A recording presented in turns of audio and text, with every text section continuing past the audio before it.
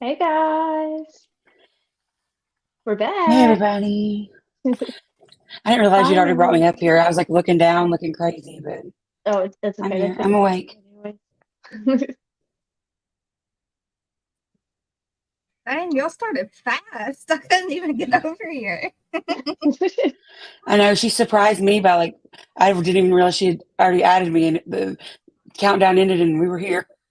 Oh, hi. Okay, let's say hi.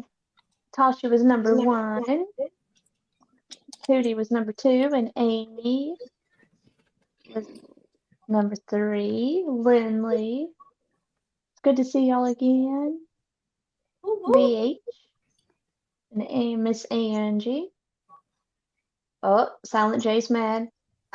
He didn't Uh-oh. get number one today. Oh. Oh, He was number seven. Oh, man, that's Cat bad. Angel, You slack it. Butcher Street.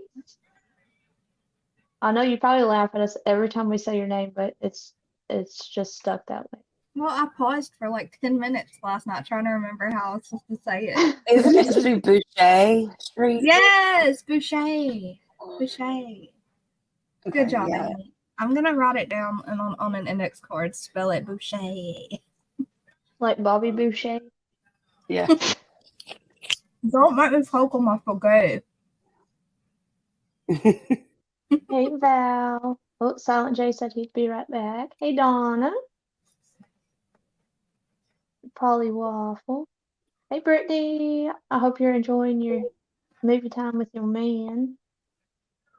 Hey Carmelita. It's Carmelita. Okay, Hey, Carmelita. we don't really have much to talk about because I've not had time to look anything up.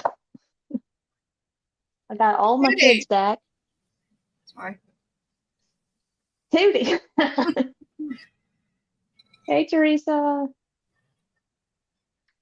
I got my older two kids back Sunday, so my house has been chaos. And of course, my husband is out of town again for another 2 weeks. So it's just me. And I had to get all these kids, well, not all of them, my two oldest ready for school this week, which means I have to drag all of my children out to go school shopping. Oh, goodness. Yay.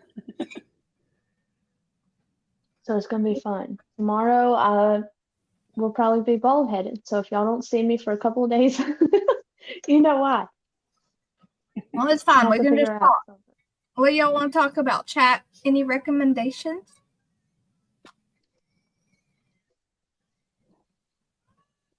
'Cause do y'all follow? I know some of you do. Who follows Ryan Upchurch? Hey, little I, Shawnee. I don't Tootie think I said, other personally than follow today, him. it's all online shopping for me. Tootie, I'm a very last minute person because I have to wait until I get child support to go shopping most of the time.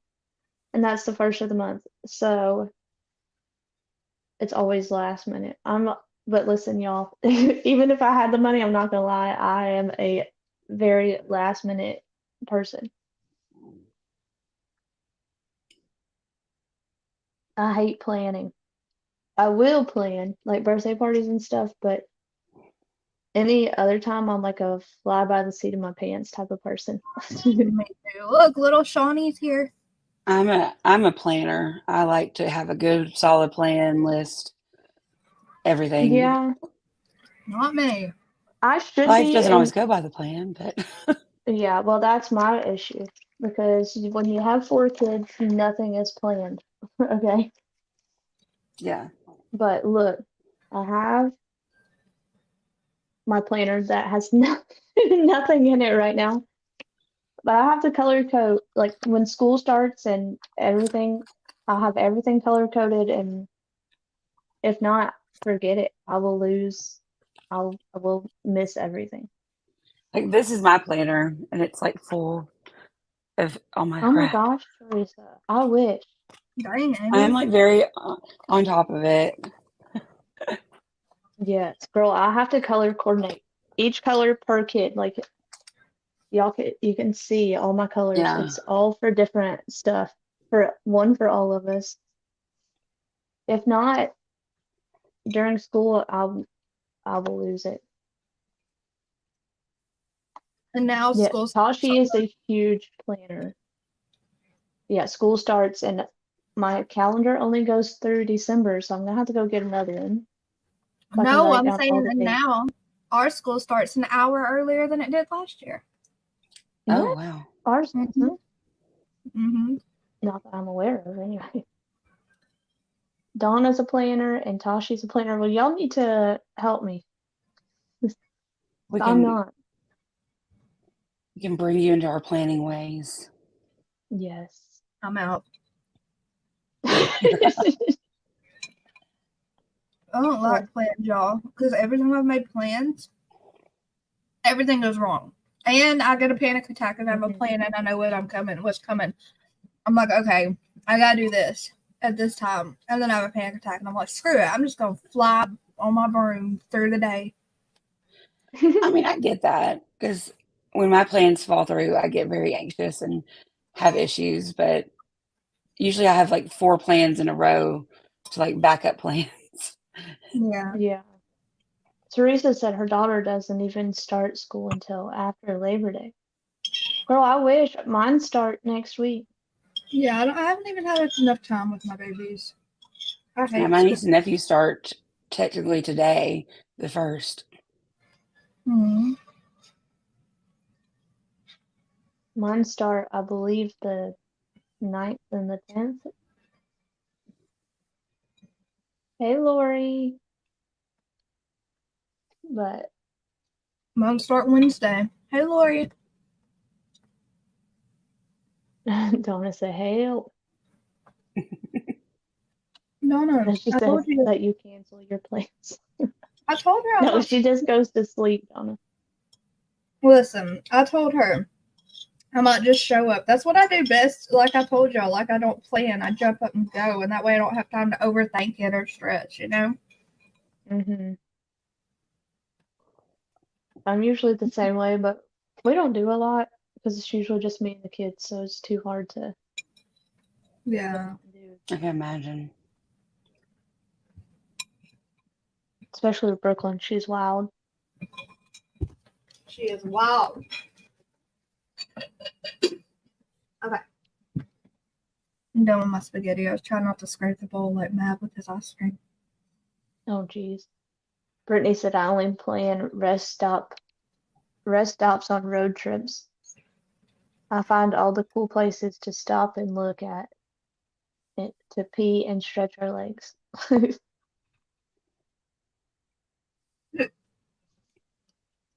Oh, I hiccuped and almost said, bless me.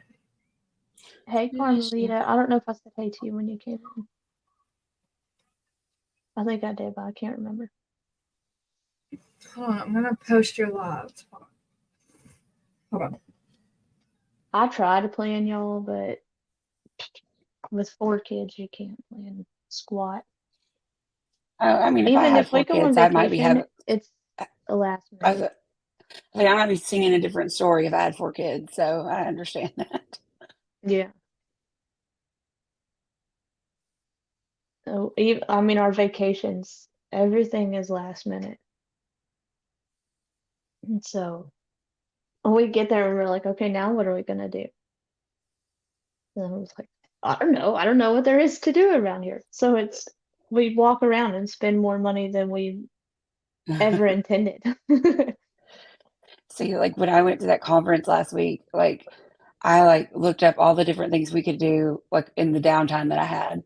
And like I like got us tickets for this trolley ride tour of the city and all this stuff. And I had a plan. And it, Yeah. but having all those plans, I almost canceled because of my arm, because I just didn't know if I could handle all of it. But I went Mhm. anyway, obviously. But canceling all those plans would have been difficult because there was a lot of different things I had booked, and it was just Yeah. a lot. Can we Well, and announce then I've been sick for 3 days and they need to excuse my zombie look, please? But I can't just stare on my camera off. It's weird. So y'all get to see me. Yeah. Yes. Dumpling has been sick. She blamed her cooties on me and said she got them through the phone. Yep. I got the And same it's symptoms. not like the song. Not We like the song. You know know. that song, Kiss Me Through the Phone? Kiss I me did through not the give her my phone. germs. Yes, she did. We had the same symptoms. We had a fever. Well, you didn't have a fever. I had a fever and a really bad headache and just felt like poop. You Mine guys Are only you sure that just lasted. wasn't a Turtle Island fever? stress fever? Probably. Carmelita said to get well soon. Oh, let me knock on wood. I just ate spaghetti for the first time in 3 days, so I think we'll be good. Yeah. I'm excited. And coffee. Yeah. I was just gonna do something, and now I can't think of what it was. Oh yeah, You're okay. gonna post stuff. Yeah, I posted it, but I was gonna message see if Luna's awake. Oh, okay. So when I mentioned church earlier, and then we started talking about everything else, Lindley said, "I hope you feel better." Thank you, sweet. It was actually Stories with LJ that pointed it out, and I realized it. That's why I asked you to send me the link of all the paperwork that you were looking at. Mm-hmm. If y'all follow Upchurch, you've seen all his videos talking crap the past 2 days, which y'all, he about makes me pee myself every time I watch his videos like that. But the court papers going around, none of them have the case number on it or a judge's name. So I honestly don't think he's actually being sued like everybody is assuming or spreading around. That'd be crazy. Because if that he said paperwork in a didn't have that live, stuff, in a, go go ahead, ahead. Tammy. I was saying that paperwork didn't have that stuff on it, then it would have had to be leaked by the Rodney family, and I don't think that they would leak that without it being official. So Right. Well, he made a comment in one of his videos today that he's like, well, all these people are talking about it, but I've not received papers. I don't know what y'all are talking about. Oh, he said that?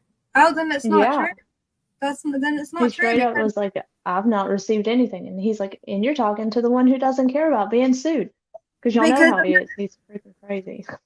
Because in the papers he says that, hey, see you Hey, later. see you later. Jinx. Blue eyes. I mean, Silent J took his shower, I think. Okay, Oh, but Amy, in the papers, Silent J says, Amy. Amy. in the papers, it doesn't. It says that Upchurch had it says that the defendant or not the plaintiff. The defendant had agreed to so and so and so, and for him to have to agree, he would have to know about it. So there you go. There's your answer. Oh, Yes. Oh, well, congratulations. See you later. That's awesome. Happy anniversary! Yeah. 42 years.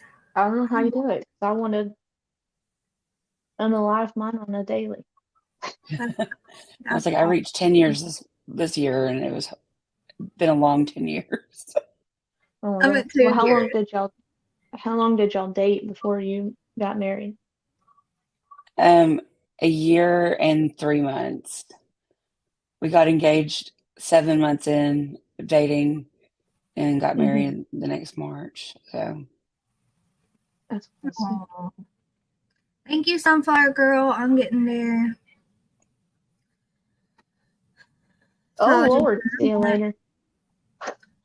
Oh, yeah. Remember on her birthday, I think it was her birthday, or maybe it was our last anniversary. Maybe it's been a year. I don't remember. But remember, she got her cowboy hat on and was like, she was doing a spirit dance. Do you remember that on Dolly's? Well, you better get off of YouTube and enjoy yourself. Hey, Cat Angel. Did you see Cat Angel? I did Cat see her. Angel used to be on YouTube a lot, and then she left YouTube for a while, and now she's back. So if y'all don't recognize Cat Angel, she's an OG, just a disappearing OG. My other half and I have been together 9 years in July. July made 9 years. We were together for 3 before we got engaged. And Oh, then wow.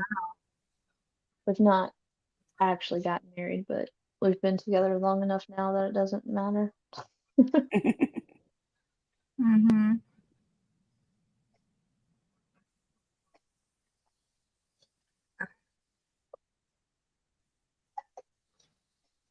I'm gonna turn the camera off for a second to share this one. Yeah, I think you're onto something about the upchurch stuff being fake. It's just funny, like how YouTube has gone crazy about it all. Yeah, well, I was watching this video earlier and he's like, well, people obviously don't, what do you call it? Investigate hard enough. He's like, because y'all are missing a huge thing, like a huge, I can't word today. A huge clue is what I think is what he said. And I Oh, think he's wow. Yeah. talking like, and then after I saw LJ's stories with LJ's thing, I was like, that's what he's talking about, probably. Everybody's showing these pictures and it doesn't even have information on there. Tashi, can you send me a message on my dumpling page real quick? I can't find you on here, and I got a message. I gotta tell you something.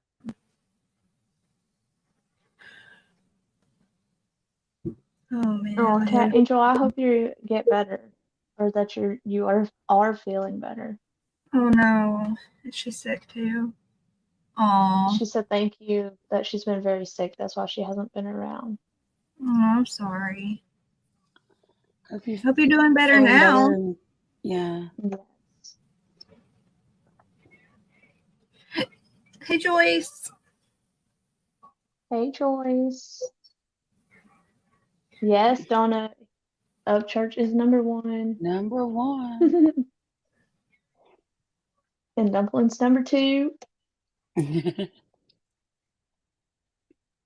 Discovering the truth said when people started talking about those papers a couple of days ago, I looked and the only lawsuit I've seen Ryan is against Patty, so I believe they are fake too. Yeah, I think Yes. you're Well, looking at I didn't even pay attention to that part, but Stories with LJ pointed it out, and I was like, holy crap. It was like a slap in the face. Hey, Angie and Renegade. Oh my goodness, Cat Angel, I'm sorry.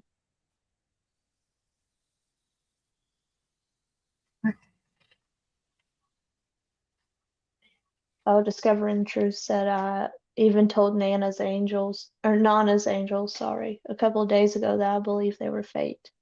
Interesting. Hey, Bryden. Now the question is, who faked them? Was it Upchurch's people or was it other people? Guys, it was people to get it to start something. I bet. Wanted to I get don't more know. views, clicks and views. Yeah. Yeah, probably. Yes, Ellen I J. don't know. Why would it, like, those papers were so, and not that Ryan Upchurch isn't intelligent, because I definitely think he is, Hey, but they Lorraine. looked and sounded Hey, legit Ray. to me. Yeah, they do. Someone did really good on that. Yeah, whoever did it. What? Do you know where your tiara is you took back from me? Because I need to wear it for my queen. No, I know. That's got me. Oh, you guys, I tried to take Brooklyn, so my 3-year-old, I'm sure all of you know, is autistic, and she's never had her hair cut before. Well, I sat her down to cut her hair the other day because it was to her butt, you guys. Can I show them the picture? You could show them. Well, did she have clothes on?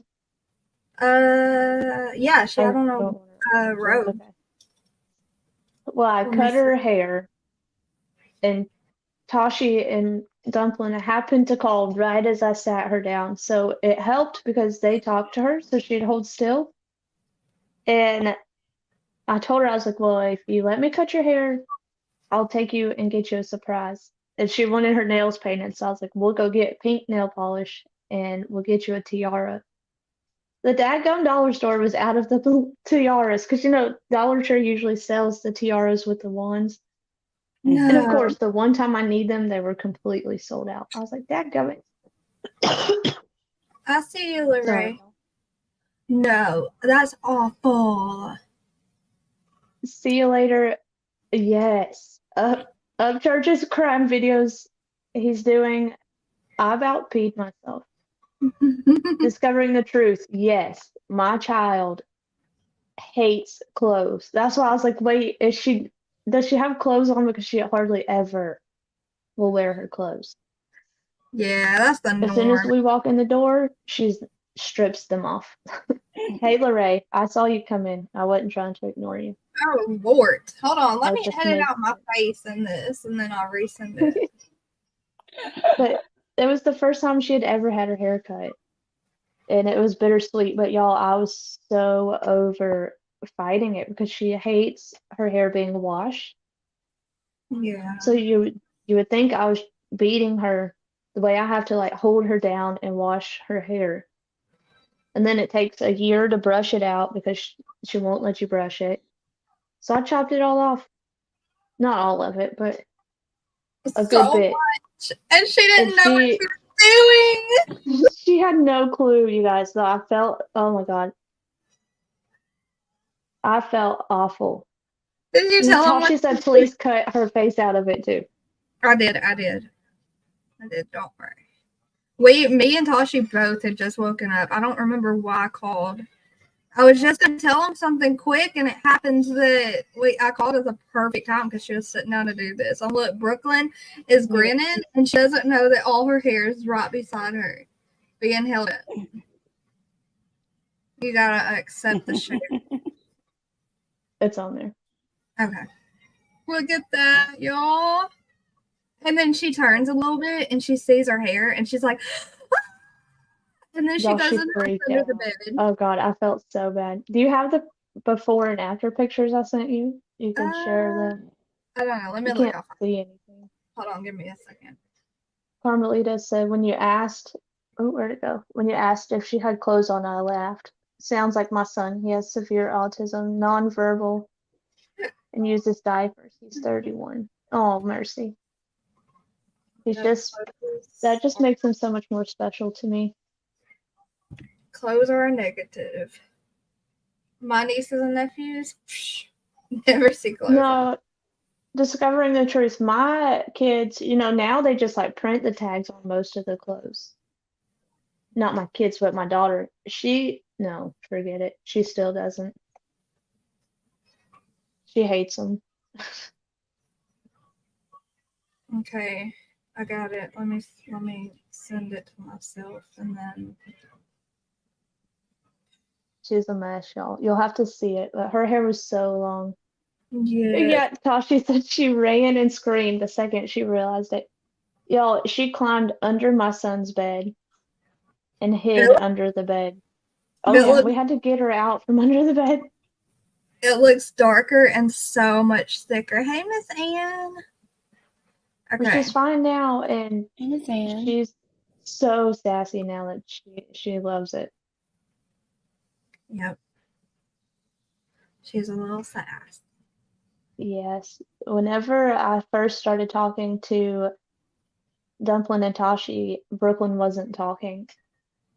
And hey, Cardinals fan, Cardinals there's her fan. hair. Yes, look at that. Look at the difference it made. Look how That's thick. a huge difference. Uh-huh. Oh yeah. What kills me is the little baby curls at the end. Oh my gosh. I saved Yeah. Bailey's baby curls when I cut hers like that. Girl, if I tried to save her hair, it would be everywhere. But She's so tiny. It does. It looks really good. It looks healthy and well, the first one looked healthy, but it just looks healthy and thick now, oh yeah. It does look darker, but I think a lot of it is the lighting in the room. Yeah. But she loves it now. And oh my God, it's already easier to take care of. That's good. She's so cute. Oh yeah, that's what I was saying. So when I first started talking to Dumplin' and Tashi, it was not even almost a year ago, probably. Brooklyn wasn't talking at all. And today she said a full sentence to Tashi, and it's been so cool for the two of them to see how much Brooklyn has grown as far as like being able to talk. Thank you, Cat Angel.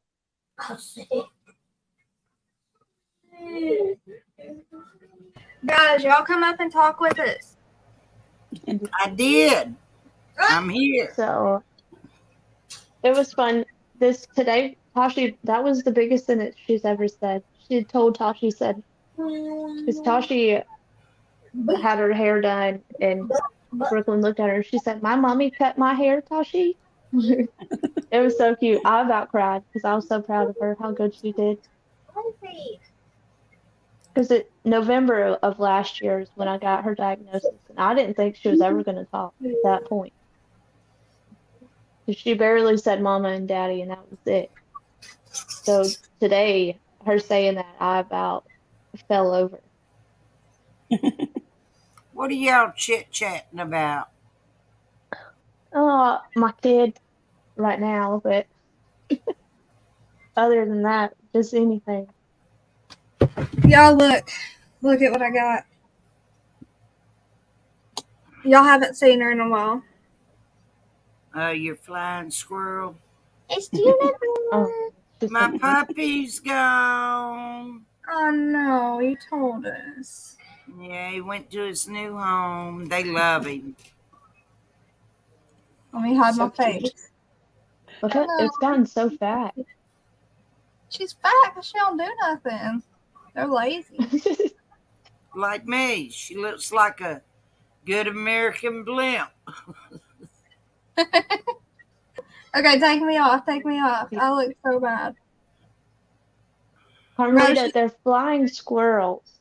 She's a real southern flying squirrel, y'all. We rehabilitate them, and she's still just a baby. They're not ready to go anywhere. Oh man, discovering the truth. I hate hearing that. I cut my daughters just because I didn't want her to have the meltdown anyway else, and I knew she might because she's never had her hair cut before. So I was kind of glad I did because she freaked out. But it's so good that she likes it now. So Oh yeah, she's so sassy. She pulls it to the side and just shows everybody.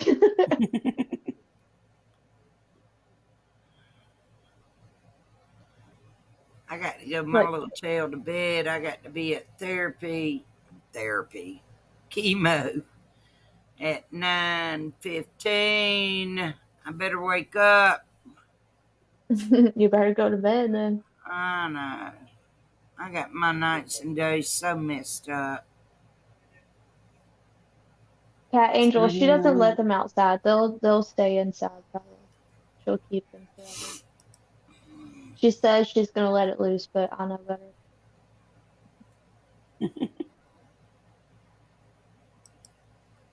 Tootie, she'll let me put it up sometimes, but most of the time it's y'all see her. Most of the time it's down. If we go out and I'm like, your hair has got to be brushed because you've refused to let me brush it in days, then she'll let me put it up, but I have to put it up 15 times before she takes it out. I got my shirt and my goodies today from Dumpling. She'll get there, little Shawnee, I promise. It's so hard seeing them like that, but once they start, boy, it just makes you that more excited. Like I have 4 kids. I'm back. Hey, Mama Shelby. Brooklyn talking has been the most exciting moment, I think, with all of my kids. It is. It's awesome. Hey, Mama Shelby. Hey, quit. Oh, Huntress, I got to hear Hudson. He actually said, the Pop-Tart, or no, what was it? I can't remember. Something was, the waffle. The waffle is cooking, my waffle. I'll have to show y'all the video. It's the best thing ever. That's the first sentence I've ever heard him say, y'all, and he's freaking hours and hours and hours away, and I just wanted to hug him. Oh, Thank you, Cat Angel. discovering the truth. That's me with my daughter trying to wash her hair. Like, I get her out of the tub and she's got like, it's gonna sound horrible, but she's got like handprints from me trying to hold her down to wash her hair. Just cause, and she screams bloody murder. And oh God, it breaks my heart every time I had to wash her hair, but it's got to be done. Yeah. Yeah.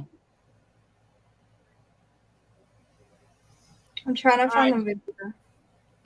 Listen, ladies, I was just surfing and I saw y'all were live, so figured I'd jump in and say hey. I got to Alright, get my are you okay? clothes. She's got to be up early. Oh. I'm All okay. I just got to get my butt in the bed. But thank you for my shirt and my goodies. Oh, you're welcome. Yeah, I had company off and on all day today. It's been Did busy you? and phone calls, and I didn't get a chance to do the other things. And now I got chemo tomorrow, so who knows what kind of shape I'll be in when I get home. Probably go to sleep. Yeah, you probably will. I'll check on you. I'll check on you tomorrow evening, okay? See how. Sounds like a plan. Yeah. Alright, we love you. I love y'all. Y'all have fun. Love you. And Yeah. Amy, are you feeling better? I'm, She's like, I'm going along with everything. I go to my doctor for my arm tomorrow again and see if it's still, how broken is it still? Is it like fusing together yet or what's going on with it? So we'll I know see, this crazy shin bone of mine below my cuts. That thing's been giving me a fit all day. see you Oh, later's word of the day, Miss Ann, is cologne. She said, what is it? "Hey Ann, do you think you could cologne me some money?" Hell, I wish somebody loaned me some money. I knew she was gonna say that. Oh my gosh, I ain't crack me up. kidding. See you So I'm later's sitting words here of the day kill me. sweating.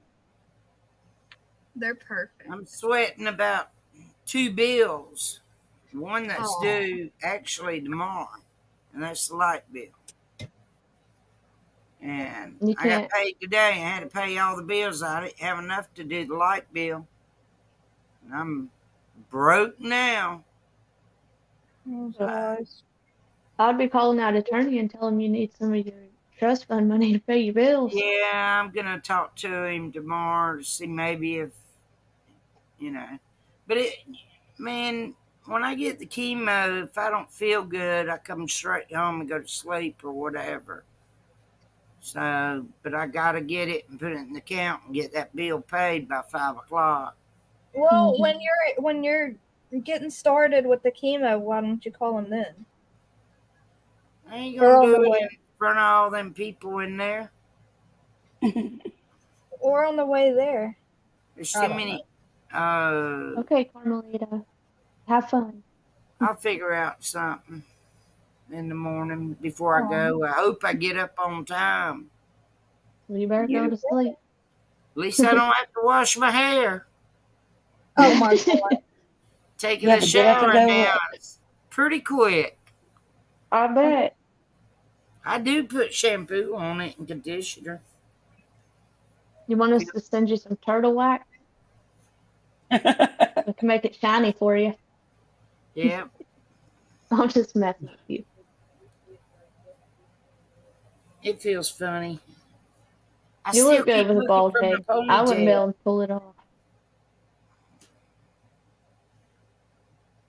Turtle. What'd you say, Miss Ann? I said I still keep looking for my ponytail. I keep going back there looking for it. Oh my gosh, I probably would too. I think we all would reach for a ponytail and be like, Yeah, it's crazy. All right, I'm gonna hop down. I just wanted to say All hey. right. All All right, right. get some Good night, sleep. Miss Ann. I love you, Talk to you ladies. I later. love y'all in chat. We love Love you. Good you. luck tomorrow. I'm gonna if I'm not too tired when I come home, I'm gonna do a live on my channel. I Oh can't yeah, that's promise good. you. I don't know. Just We'll, depends. we'll watch for it just in case. All right, ladies. Y'all have a good one. Be safe. All right. Good We will. night. Love everybody. We love you too.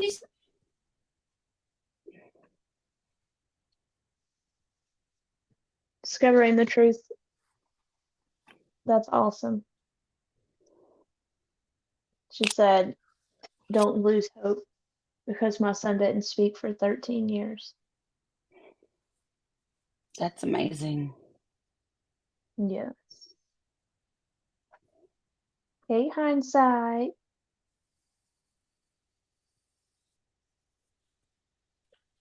And Miss Stacy.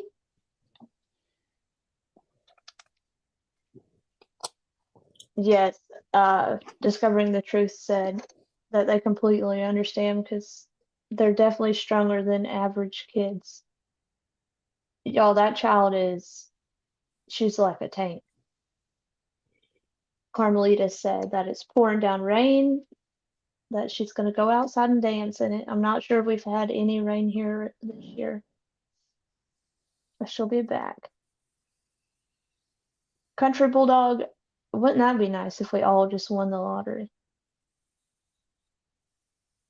Lord, I know I could use it.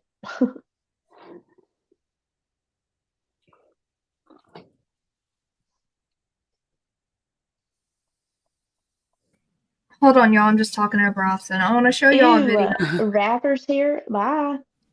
Hey, Brooke Nicole. Oh, you. Let me just hush. Put a stick up your ass and go on somewhere else.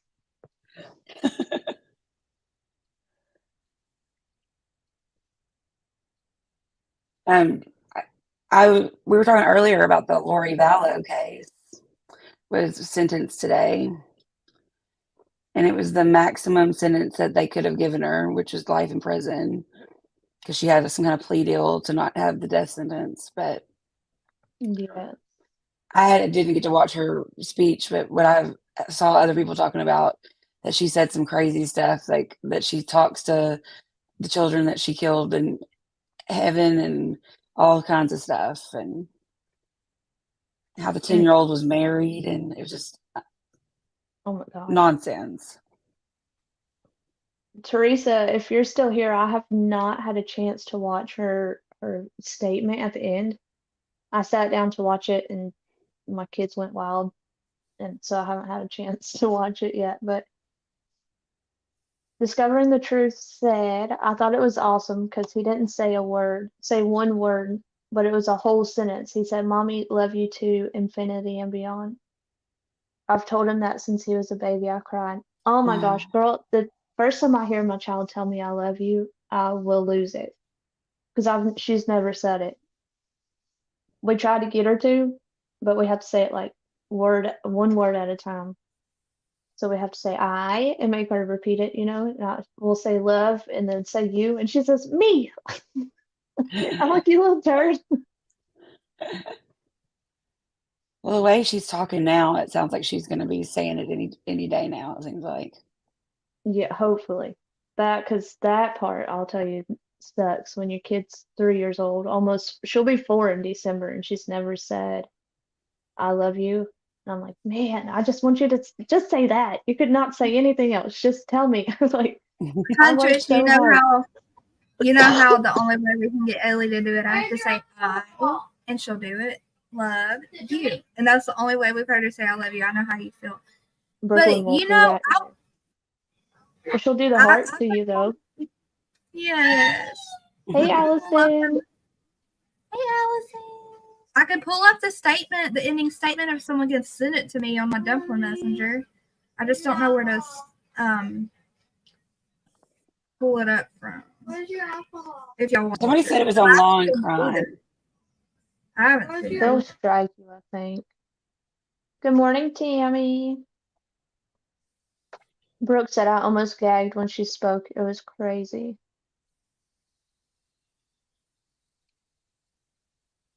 Discovering the truth said crazy, and I'm just glad she didn't get the death penalty because her crazy followers would see her as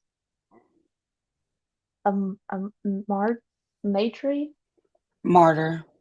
Martyr. Okay, I don't know what that means, but Basically, like she died for a purpose for them, for their cult religion, that their offset religion thing that they believed in and everything. gotcha. Oh my gosh, discovering the truth said my son would sing the Barney song and sing it like I love you, you love you, no matter how many times I try to correct him. Hindsight said it was disgusting. She's pure evil.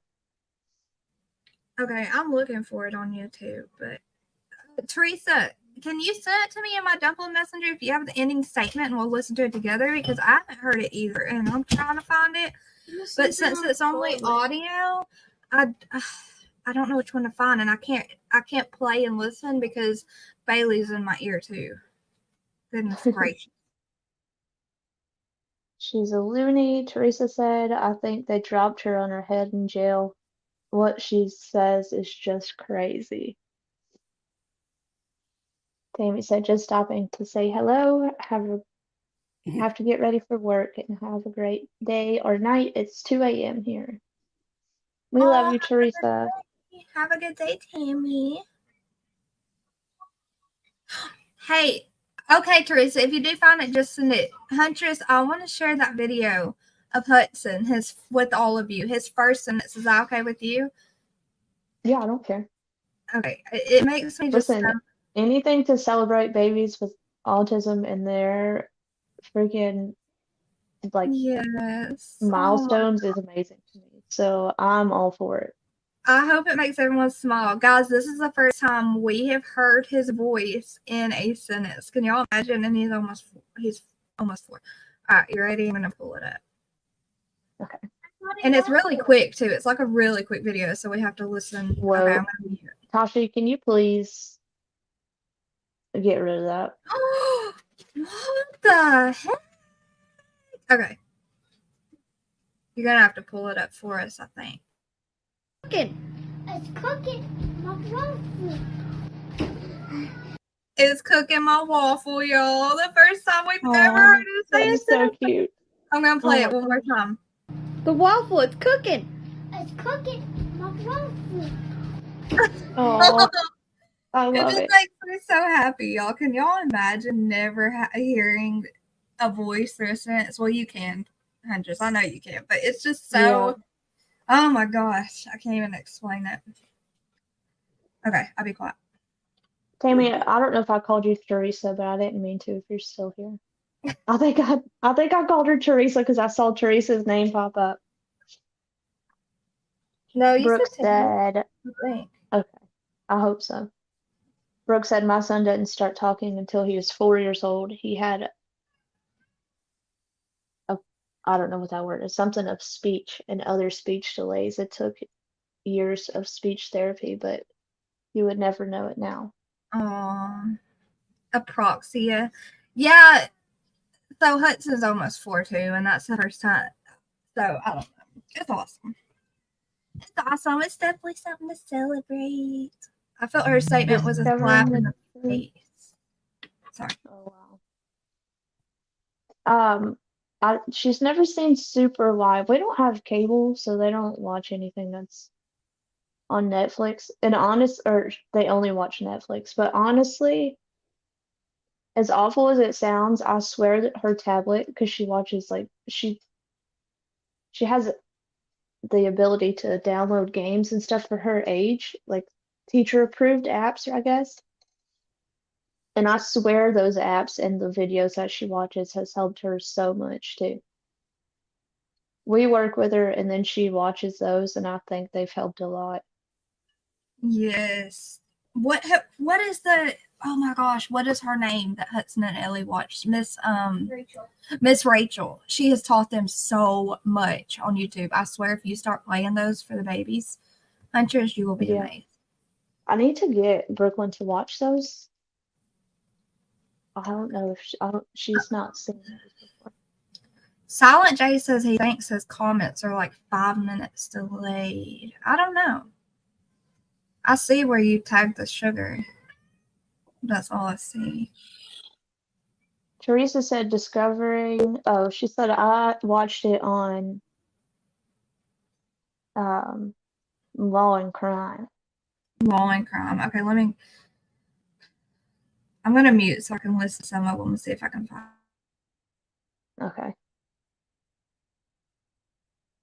PBS cartoons. It is very emotional when you finally hear them start talking. See, my daughter was, what is the word? Teresa said she's sending it to you. She was diagnosed. That's it. Listen, my brain's not working. She was diagnosed with autism level 3 and what's the other one? Global developmental delay last November, the week of Thanksgiving. So she's obviously not potty trained or anything yet, but we'll get there eventually. It happens. You see Hudson still in diapers. If you can keep him in a diaper, he's in the stage where he takes his diaper off at almost 4 and paints himself with the poop. And it's part of the autism, you know? Oh, God. Yeah. It's awful. But it's, you know, it's normal for those babies. Mm-hmm. I'm watching for the message. I told my sister to get the zipper, to get the... Oh, you're muted, Amy. You're talking away muted. I was gonna say, a little girl that I babysat when I was in high school who was autistic, and she was nonverbal at the time, and she started saying words, you know, as we worked with her.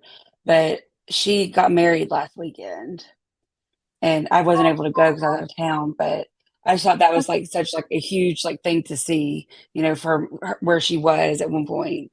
So you just never know what might be in their future. Yeah. Yes. You never know where they're going to... I think Yeah, Brooklyn will have a successful life. I really do. Brooke, my daughter has some extreme sensory issues. That's part of why it's so hard to wash her hair. Mm-hmm. It's not the concept of it. I mean, even when her hair was long, her knowing the water was touching her hair, she freaked out. Yeah.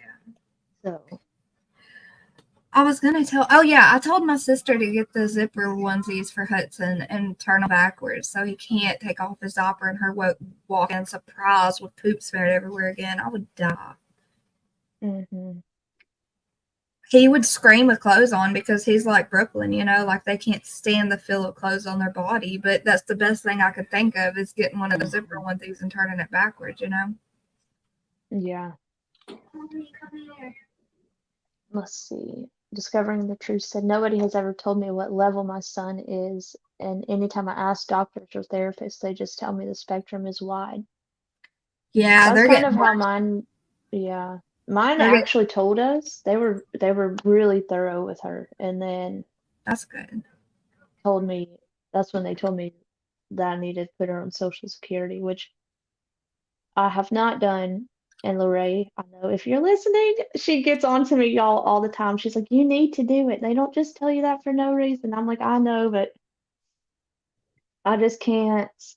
I can't bring myself to do it. Sorry, y'all. It's like you actually signing up for it. It's almost like full acceptance that it's real in a way. That's exactly what it is. And I can talk about her having autism all day long, but that's like legal I can't paperwork. say I have. Yeah, I can't say I've necessarily accepted it all the way either. That's understandable. It's too real when you have to do something like that. Josh, I'm just plain slow. Oh, I guess there is a delay in chat, y'all, because Josh says his are like 5 minutes late, and so does Discovering the Truth. So, Oh wow. Teresa, yes, I got it. Tell me when you're Okay, ready. go ahead. You can start it, and I'm gonna run and grab my jacket. I'm freezing. I'm gonna mute myself. Okay, hang on, let me get. Oh, it was the same video I was on. We're gonna have to run the right part, but go ahead. Well, wait, you gotta accept it. I forgot. Hold on. Or I'll try to find her closing statement. All right, there you go. Brittany, that's awesome. I need to, but honestly, that's part of accepting. And like I said, I've not fully accepted the fact that she is autistic. I can talk about it all day long, but I think that's what like distracts me from getting in my head and being like, hey, Kenzie. Well, Kenzie, is it Kenzie? See, I can't see chat. Yes, she said, hey, y'all, we think our son may have autism. He's going to the doctors for it to get an evaluation for it, but Huntress, my son, doesn't like to wear clothes also, except when not at home. That's mine. She stays naked. If y'all were in the scavenger hunt, you unfortunately saw my child. It's Pop up on the normal for camera a me few though. times. I didn't freak out and think twice of it like everyone else would. Oh my gosh, naked baby online, because I'm so freaking used to it because ours are the same. I'm trying to find how do I save. Discovering I the was truth, just I'm the one who brought it up to our pediatrician, and she jumped all over having my daughter tested because I think she knew, but at the same time she didn't want to like just come out and tell me. So when I mentioned it to her, she's like, yeah, I could just tell that she knew and didn't want to say anything. But I still like I was, I guess, hoping in the back of my head that it wasn't what it was. yeah. But I don't know. It's still not something I've fully accepted. But go ahead and play that. I'm gonna go get my jacket before I freeze to death. Okay, hold on. I'm just finding the fairies. Okay. Guys, I'm gonna have to find the right part where she's doing her closing statement. So we'll just have to find it together.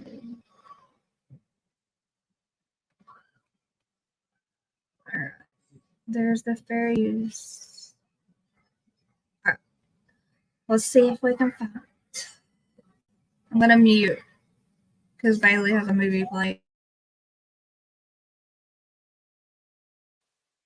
On both her father and her mother's side. Her father was Joseph Ryan, who predeceased her. Showed that there was a struggle. And what was the impact on that little boy? Recommendations, and the defense may now. Hate will never bring closure to the victims. That hate, it was a collective effort. An effort the court to badly. I was a young mother, and you would think I wouldn't want to leave my children, but as I stood in heaven, I did not want to go back. I thought they would be fine without me because I was peaceful and I was happy and I was home. But then I was told by Jesus that I needed to go back and complete things that I had covenanted or promised to do before I was born. This caused me a lot of distress because I knew heaven was my real home and I only wanted to be there. I was free from pain, emotional and physical. But then I was shown how I would help my children and others in the future. So ultimately, I did agree to go back to my body.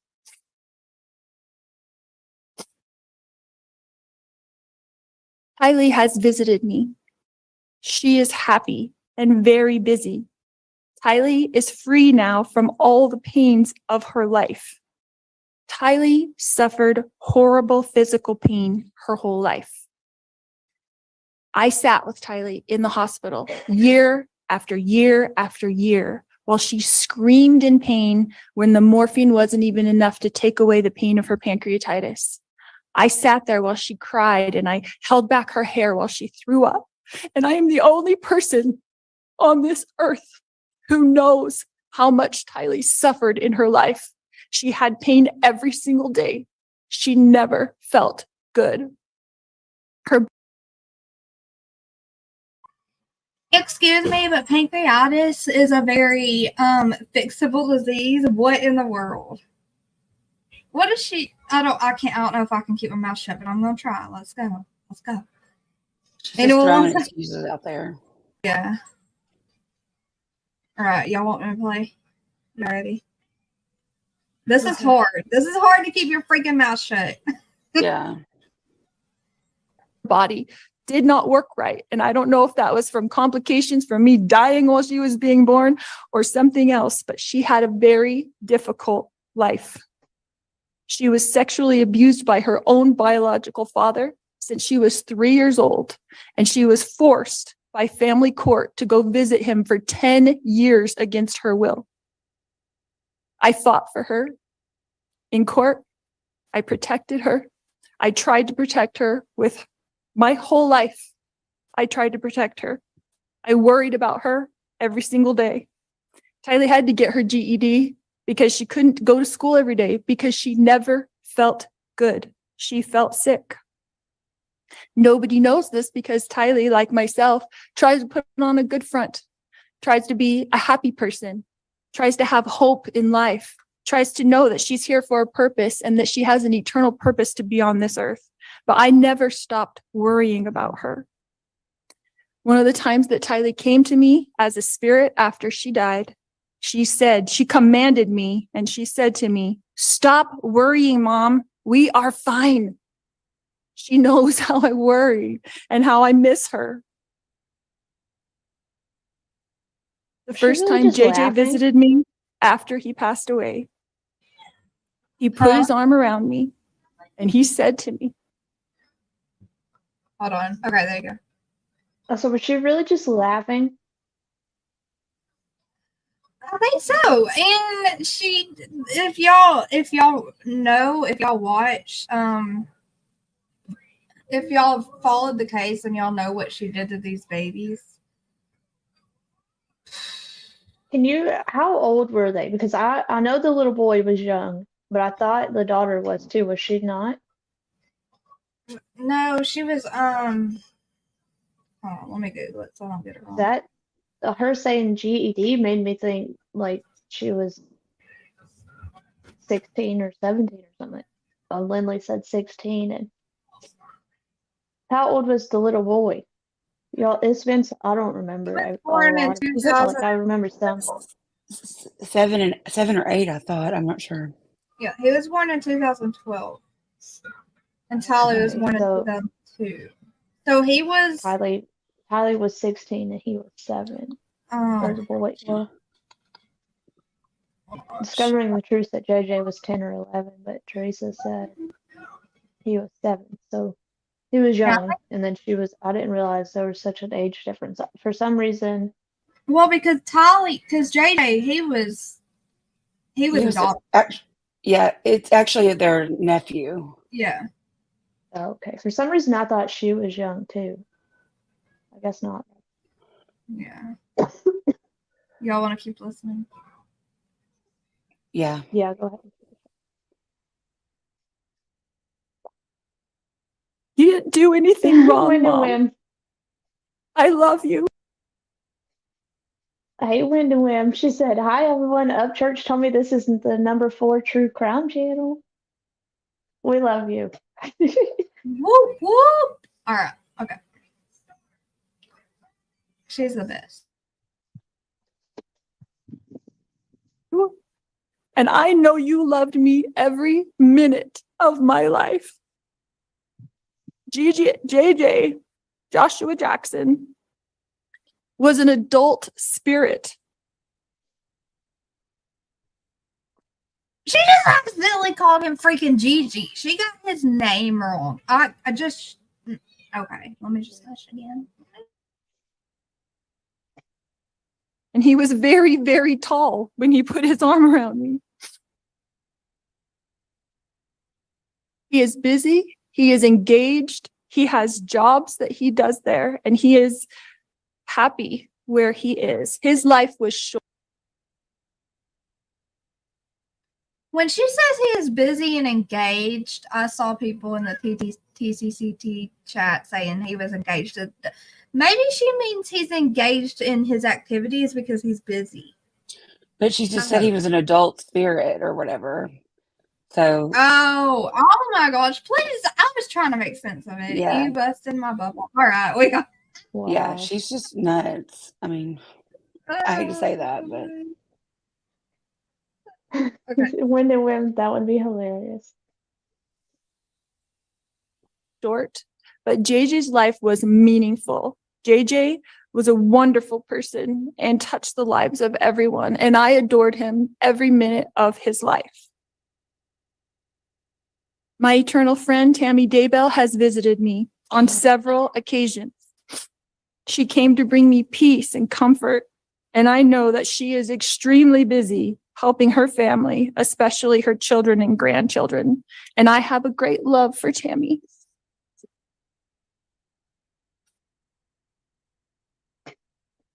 My beautiful children, Tylee Ashlyn and Joshua Jackson, rest safely this day in the arms of Jesus. My wonderful friend, Tammy Daybell, rests safely this day in the arms of Jesus. And I look forward to the day when we are all reunited and I too will rest with them in the arms of my Jesus. All right, Ms. Vallow, thank you for your comments. Who was Tammy Daybell? Pending Satan. That. Go ahead. I said that's Chad Daybell, the one that Lori ended up marrying. It was his wife that Lori was part of her death. They allegedly. Yeah. Mm. So he killed off his first wife to marry her. Yep. Wow. And And she's he trying says to her say they did eternal it. friend. She's trying to say they did it for a reason because now she's happy and safe in Jesus' arm eternally. You know, she's making an excuse to why they murdered these people. Yeah. They poisoned her? Jesus. There's obviously a lot about this case I didn't know about. Yeah. It's covered- very involved. I covered it on the other channel that we had before. I think I still have the slideshow, but yeah, there's a freaking lot. Girl, that's It's been a like, while. huh? I said that's been a while. Yeah. Wait till you hear the judge speak. What did the judge say? Should we listen? The judge speaks next, I believe. Yeah, you might as well read this part. Sorry, y'all. Okay, I'll play it.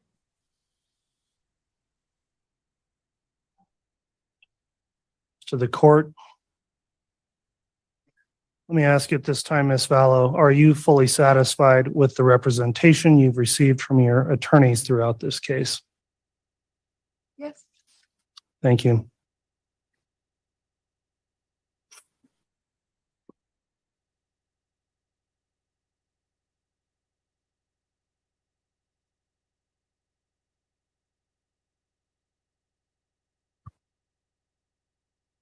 She doesn't even cry. That's what gets me. All right, the court will conclude then with my own review of the matter and then pronounce sentence. Ms. Vallow, based on the jury's verdict of guilty in this case, it is the judgment of this court that you're guilty of the following counts of the amended indictment. Count 1, conspiracy to commit first-degree murder of Tylee Ryan and grand theft by deception. Count 2, first-degree murder of Tylee Ryan. Count 3, conspiracy to commit first-degree murder of Joshua Jackson Vallow and grand theft by deception. Count 4, first-degree murder of Joshua Jackson Vallow. Count 5, conspiracy to commit first-degree murder of Tammy Daybell and count 7, grand theft. I've carefully reviewed the record of this case, beginning with your prior criminal history. Very notably, you're 50 years old. These are the first criminal convictions you've ever had. I will note, however, in addition to these convictions, you have 2 additional conspiracy to commit first-degree murder cases pending in Arizona. And it's somewhat incredible in this case that seeing you've gone from no criminal history in your life to now having been convicted of 2 counts of first-degree murder, 3 counts of conspiracy to commit first-degree murder, and you continue to face more additional counts of conspiracy to commit first-degree murder in another state. I've looked at the recommendations in the pre-sentence investigation report. It ultimately recommends a prison sentence stating, quote, incarceration under the custody of the Idaho Board of Correction. Normally, the court would have some additional information to rely on in fashioning its sentence, including the benefit of recommendations based on a gain evaluation, substance abuse report, mental health review, and other reports. However, you elected not to cooperate with the pre-sentence investigation. As I would note on page 23 of the pre-sentence investigation report, it states, quote, Lori Vallow Daybell intends to remain silent during the pre-sentence investigation process. She has the packet, but does not intend to answer any questions of evaluators or investigators. Quote, no attempts were made to complete the court-ordered screenings due to her refusal. I'm advising you that that was your choice to not cooperate in the pre-sentence investigation, but it left me without some additional information that potentially could have been mitigating in your case. And as I proceed with the sentencing, I'll note those deficiencies in the information I normally would have in a pre-sentence investigation report. As has been mentioned by both sides here, the court has to consider certain sentencing objectives when I sentence somebody, and these are set out in cases including State versus Toohill, which is a Court of Appeals case 103 Idaho 565, and it's been adopted by our Supreme Court as well. And I have to consider 4 main objectives. Number 1, the protection of society, which is the primary objective. 2, deterrence of the individual and public generally. 3, possibility of rehabilitation. And 4, punishment or retribution for wrongdoing. That case states, moreover, it's clear as a matter of policy in Idaho, the primary consideration is the good order and protection of society. All other factors must be subservient to that end. I've also reviewed and considered the criteria set forth in an Idaho statute 1925-21 on the question of whether or not you should be confined to prison and to what extent. That statute sets out a variety of factors I have to consider in weighing whether a long prison term here would be appropriate. Some of the attorneys cited already to some of the provisions of that statute, and again, it talks about the primary consideration of the protection of society, and also talks about the impact on the victim, the possibility of risk reduction through rehabilitation, and deterrence are also to be considered. There are some factors laid out in that statute that are not necessarily controlling, but weigh in favor against either imprisonment, or in this case where imprisonment's required, an extensive imprisonment term. Some of those factors under Part 2 of this statute is the defendant's criminal conduct neither caused nor threatened harm, which is clearly not the case here. That the defendant did not contemplate the conduct would cause or threaten harm. Again, that would not apply here. The defendant's criminogenic needs indicate the defendant will benefit from supervision and treatment in the community. That's unavailable, as community treatment can't occur with a minimum prison sentence required here.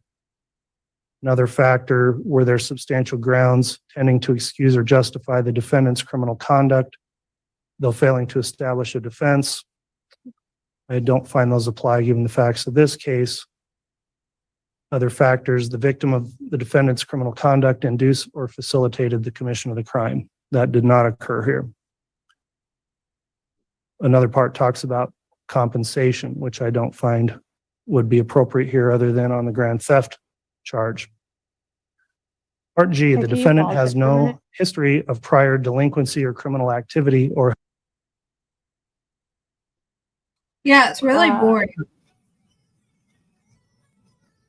I'm trying to see. Somebody, I think it was Brooke that's asked that, oh yeah, didn't she collect money from her or for her daughter and son each month too? And then I wanted to Yay! tell Josh hello. Yes. Thanks for Josh. coming, buddy. All right. Well, this is boring. You Okay. want me to keep playing or you want me to fast forward it or you just want to go through it? It's up to you. You could just finish it, I guess. I like listening to the judge rip them apart. Okay. Well, continue. And yes, they do belong in a dumpster under the ground Yes, on they do. fire.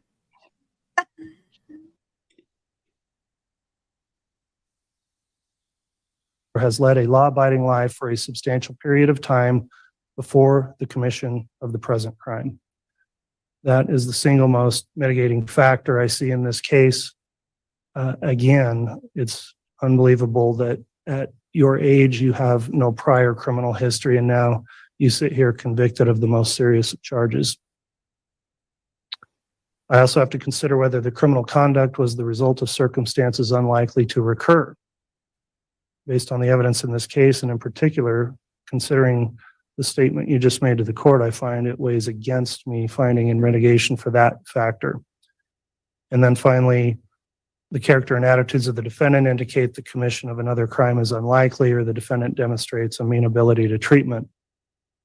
So those are the mitigating factors. Then in aggravation, we have more factors to consider. Is there an undue risk that during the period of a suspended sentence or probation, the defendant would commit another crime harmful to another person? Would a lesser sentence depreciate the seriousness of the defendant's crime? Will imprisonment provide appropriate punishment and deterrent to the defendant? Will imprisonment provide an appropriate deterrent for other persons in the community? And a factor that would not apply here is the defendant a multiple offender or professional criminal. I don't have an LSI score, which is one value I can look at to help determine whether or not you'd be likely to reoffend. I don't have that because you wouldn't cooperate with the report. So considering here that you've lived a law-abiding life and for a long time, you were obviously a good mother, sister, daughter, and friend to many people. I have to take that into account. You've served a very long time of local jail, over 1,200 days, and the report is you've been a great inmate, never caused a problem for anyone in the jail. And you should be commended for that. And that also shows that you are capable of that. I believe your counsel when they tell me you're an intelligent person. Up until all these events began to transpire, you've achieved goals in your life, you've done important things in your life. And I'd note that despite some of the comments here today, I have found that during my interactions with you throughout this long case, including your trial, you've been respectful of the court. Do we know what this beeping is that keeps going off? Sorry. All right, the court will next consider, and I think it must be considered in mitigation, that you do have mental health issues. I've dealt with those throughout the context of this case where there were commitment proceedings. I've reviewed those reports and have that personal information from having gone through the determinations of whether or not you were competent or fit to stand trial. The most current diagnosis the court has is from Dr. Watson, and from February of this year states you suffer from, and I'll quote, delusional disorder, mixed type with bizarre content and hyper-religiosity, continuous and unspecified personality disorder with histrionic and narcissistic features. So obviously a very complex diagnosis that's been made here. Whether or not that can or how it would be treated, I think by all accounts is unknown at this time. I've reviewed your personal history, including statements from your own immediate family members, and it's clear that something radically changed in you that led you to where you are today. In a statement made in the pre-sentence investigation report, your mother stated it perhaps best and said that you are not now, quote, the person she knew. The record in this case, including all the evidence I observed during the jury trial, indicates that if it wasn't already occurring, that this relationship with the co-defendant seemed to be a catalyst for the change. At this point, I'll note that I will not be making comments on any other co-defendants in this case, as your co-defendant is currently presumed innocent and awaiting trial. In sum, there are significant mitigating factors the court has to consider here when I consider you and your life as a whole, and that does make the case difficult. Typically, when I see somebody to be sentenced, To me, this judge is not tearing her apart. He's being way too light. I couldn't be a judge. I'd be yelling. Yeah, well, I feel like he would probably go a lot harder on her if it wasn't for the fact that Chad still has to go through court and he's got to watch what he says. Oh, yeah, you're right. Lindley says, notice when the judge starts really coming down on her, the prosecutor looks over at her. And sister's here. Hey, Alabama mom. She said, Oh, wait. they for said it. he will. Just wait. Okay. Y'all, this Alright. is my favorite part of trials, honestly. I like seeing the judge just let them have it at the end. All right. Tell me when you're ready. Go ahead. and they don't have a prior criminal history, they're given opportunities to first prove themselves on probation or avoid a lengthy term of incarceration. However, of course, some crimes are so serious that even with mitigation, there is no other reasonable option except for a prison term and a long prison term. And sadly, you've been convicted of and have committed the most serious crimes possible, and those crimes also require an equally serious punishment. So this is the part where I will consider what I think are the factors in aggravation. I went through those factors in the statute that I look at, and as I'll explain, I find that 5 of those factors weigh against you and in favor of a lengthy period of imprisonment. First, the case itself. I'll discuss that. There was a lot of pretrial litigation in the case. You decided to take your case to a jury trial. I will state and emphasize that I firmly believe it's the right of every person in our country to exercise their right to a jury trial, and they're afforded the full due process of the law. It's been somewhat disheartening to me to realize that there are many people who think that they can predetermine a case and somebody shouldn't be afforded their full rights of due process before they are convicted of a crime. Well, I didn't make all of the rules that govern criminal cases, but I took an oath to uphold the rules that are there, and I make every effort to ensure that people's due process is protected, because that's an important duty of mine. Everyone has a right to be presumed innocent, and everyone in a criminal case does have a right to a jury trial. Sometimes I feel like maybe too many cases settle, and there should be more trials because it's a right people are entitled to exercise. You exercise that right, and I in no way hold it against you that you decided to have your case determined by a jury. That's your right, and it does not impact or influence my decision in sentencing. Before trial, I did not delve into all of the evidence or facts of this case and only address those when necessary to make rulings on motions, because I wanted to keep objective through the proceedings and remain impartial. You were afforded all of your due process in this case, and ultimately, after presentation of the evidence, a jury did find you guilty on all counts. I bring that up now because when there is a trial, I learn and see all of the facts along with the jurors. And that's a different scenario than when someone enters a plea and I'm only allowing argument in a sentencing and not sitting through the evidence as I did here. Having considered all of the evidence that I saw at trial along with the jurors, it's been a difficult task for me to narrow down and articulate all of the aggravating factors, because really there are so many here. Murder is the most serious offense. And the most unimaginable type of murder is to have a mother murdering her own children. And that's exactly what you did. You were involved in and guilty of conspiring to murder another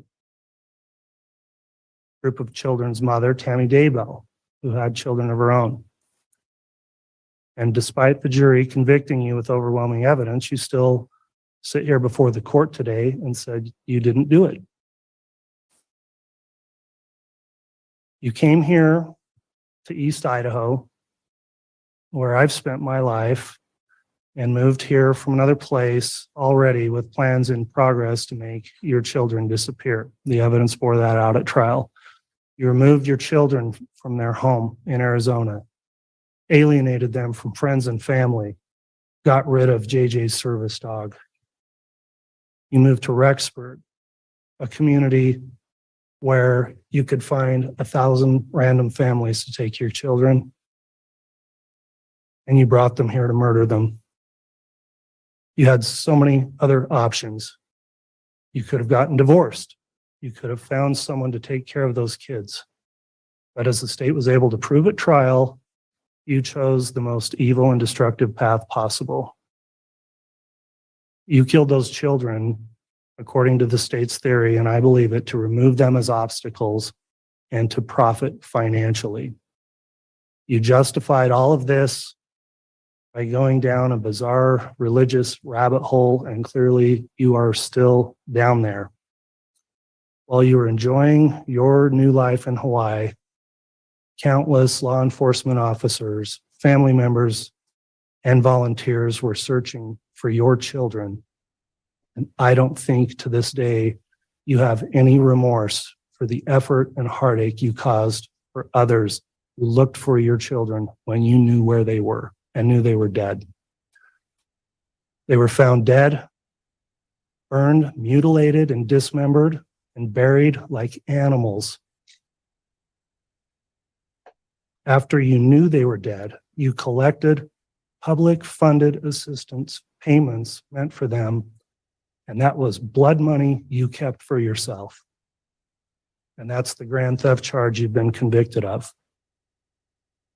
Your sister, your son talked to you, begged with you while you were in the jail during phone calls I heard at trial. And those were very sad and difficult calls to hear. And you didn't provide any assistance or comfort to them.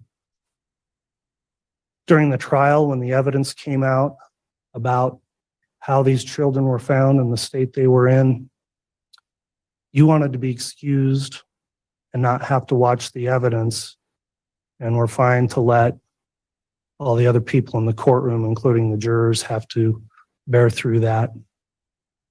However, I ruled that you did have to sit and watch and see the result of your heinous crimes. The jurors in your case fulfilled their duty admirably. All 18 jurors we had, because we had alternates, went through the entire trial and faithfully fulfilled all their obligations and all the instructions. So we were able to get impartial jurors who weren't already tainted by pretrial publicity to decide your case. And I do thank the jurors publicly for the service they rendered. Those jurors I noted during the trial were very good at keeping their emotions in check and keeping stone-faced, as they're supposed to do, and be objective until the case is done and submitted. However, I did note at certain times during the trial, such as when there were videos and pictures shown of you in Hawaii at this time frame when JJ and Tylee were lying in shallow graves, the disgust on the faces of those jurors was evident, and shocking revelations about what happened here just kept coming through the trial. The crime scene was a horrific thing to have to review, and there's images that I will never get out of my mind, and I'm just looking at the pictures. Law enforcement officers who had to deal with the aftermath of what you did, I'm sure were traumatized, and I know it was traumatic as well for the jurors who had to sit through and see the photographs of these dead and mutilated and buried children. For those people who loved and cared about JJ and Tylee and Tammy Daybell, to have to see those photographs of them through trial of their dead and desecrated bodies must have been devastating. Tammy Daybell was murdered as a result of your conspiracy. She was, by all accounts, a healthy, happy mother and wife through a lot of her life. And you were out shopping for wedding rings to marry her husband while she was still alive. You were planning a wedding to her husband while she was still alive. You haven't shown any remorse for any of those actions. And she ended up being murdered, buried, had to be disinterred later so an autopsy could be performed in order to prove the evidence of what you had done. She didn't deserve any of that. You took her life away. You destroyed that family, fractured it to the point where, in the information I've had through the PSI, there are relationships that will probably never be mended that have rippled as a result of what's happened. JJ and Tylee, of course, 7 years old, 16 years old, were separate people whose lives were cut way too short because of you. Never got to grow up and be adults. The family and friends who have provided their impact statements, of course, have stated it better than I could about who they were. And it is a loss for everyone that you took them away from this world.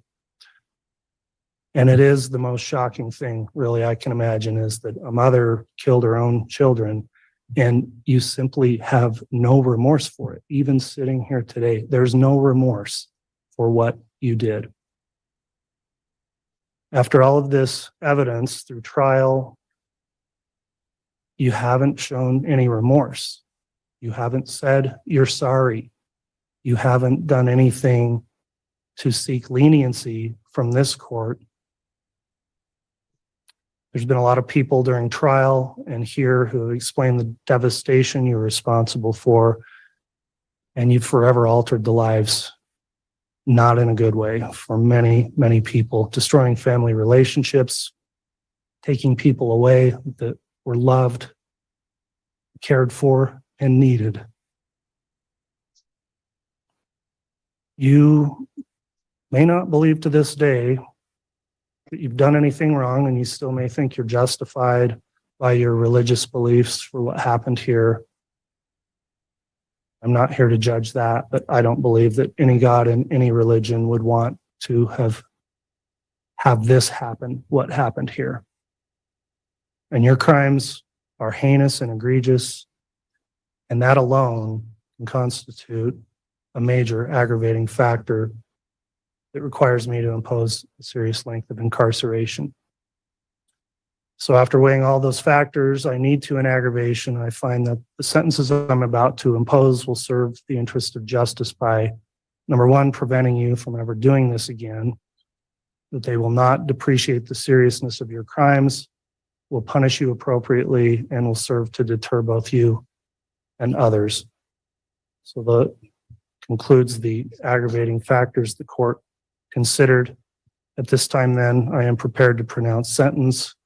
Mr. Thomas, Mr. Archibald, and the defendant, would you please rise for the pronouncement of sentence? Ooh, here we go. Amy, I need you to message me back about nails.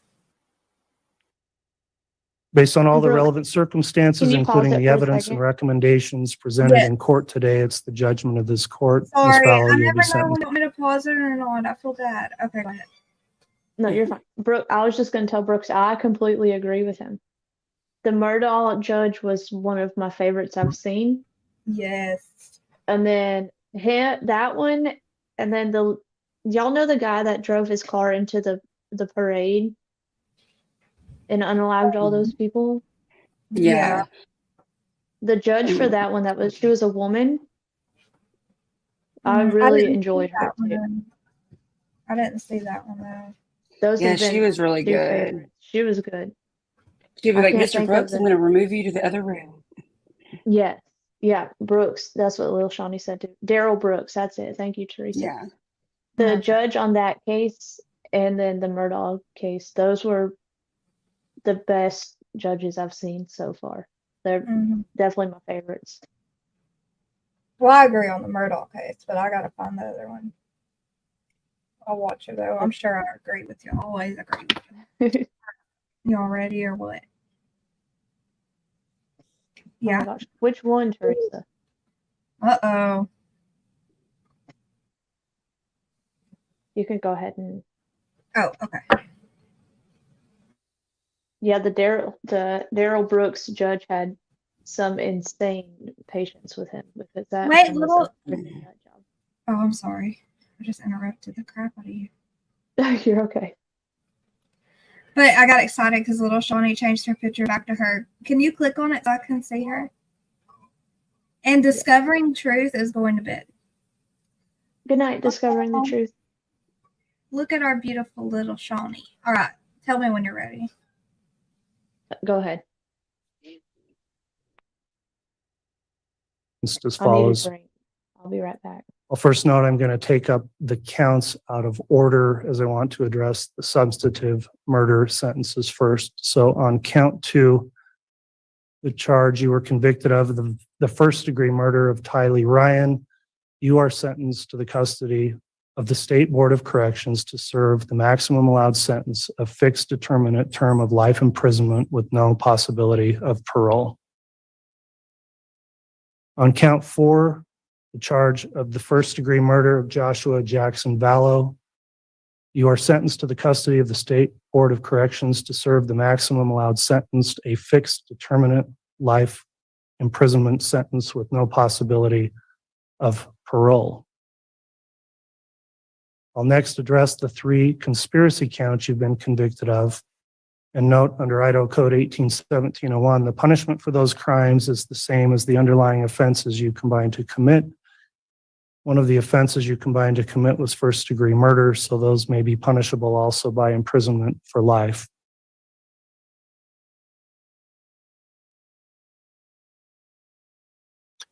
When I look at what the appropriate sentences should be for the conspiracy charges, at first I wondered if they should be as long of a term or serious as the substantive murder charges. However, what I've concluded is that these conspiracy convictions merit the same grave punishment for several reasons. First, the conspiracies in which you engaged in have had far-reaching impacts on many people besides the deceased victims.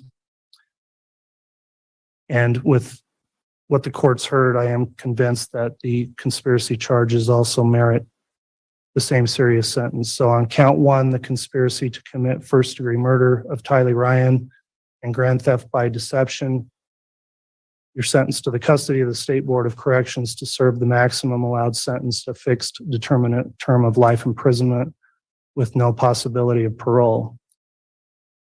On count 3, the conspiracy to commit first degree murder of Joshua Jackson Vallow and grand theft by deception, you're sentenced to the custody of the State Board of Corrections to serve the maximum allowed sentence, a fixed determinate term of life imprisonment with no possibility of parole.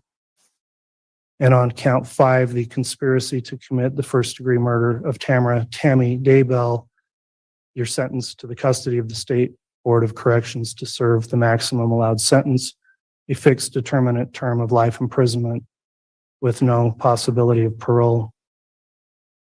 Finally, the court will address count 7, which is the charge of grand theft.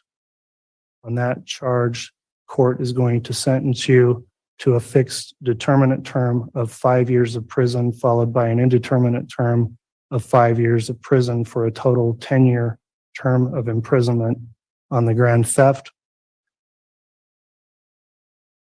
Court will next consider whether sentences should be imposed consecutively or concurrently. I generally don't, I'm a pragmatic person and I've struggled with the point of a consecutive sentence when in Idaho, life sentence is just that, a life sentence without parole. And I've thought it through. However, when I looked at this case and the more I thought about it, I've determined that because there are 3 separate murders with 3 separate victims that occurred at 3 separate times, then running counts concurrently would not serve the interests of justice, because those crimes all need to be taken into account separately and distinctly and individually.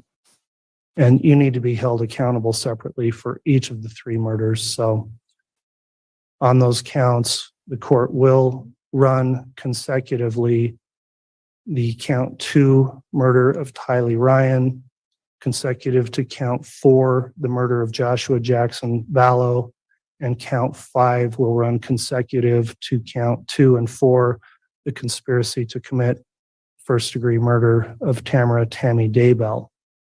So 3 consecutive life terms of prison. The remaining counts will be concurrent to the counts that are consecutive.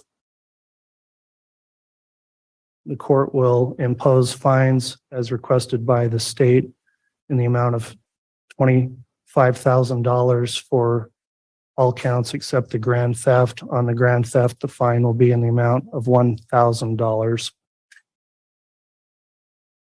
The court will assess the civil penalty that was requested, and I find it's appropriate under Idaho Code 195307 of $5,000 per victim on each of the 3 victims as a civil penalty. And then finally, the restitution, which was requested by the state. Mr. Wood, if you could reiterate that number, $22,000 of what the restitution term is. And I want to inquire if there's any other restitution being sought by the state. Thank you, Your Honor. I believe I said 22,545. And the state would ask for an additional 30 days to submit any further restitution for the victims, living victims who have been deemed as such by this court. The court will assess that restitution on the grand theft charge of $22,545 as shown through the evidence at trial. And the court will allow 30 days for additional restitution requests, but that will be waived if it's not submitted timely.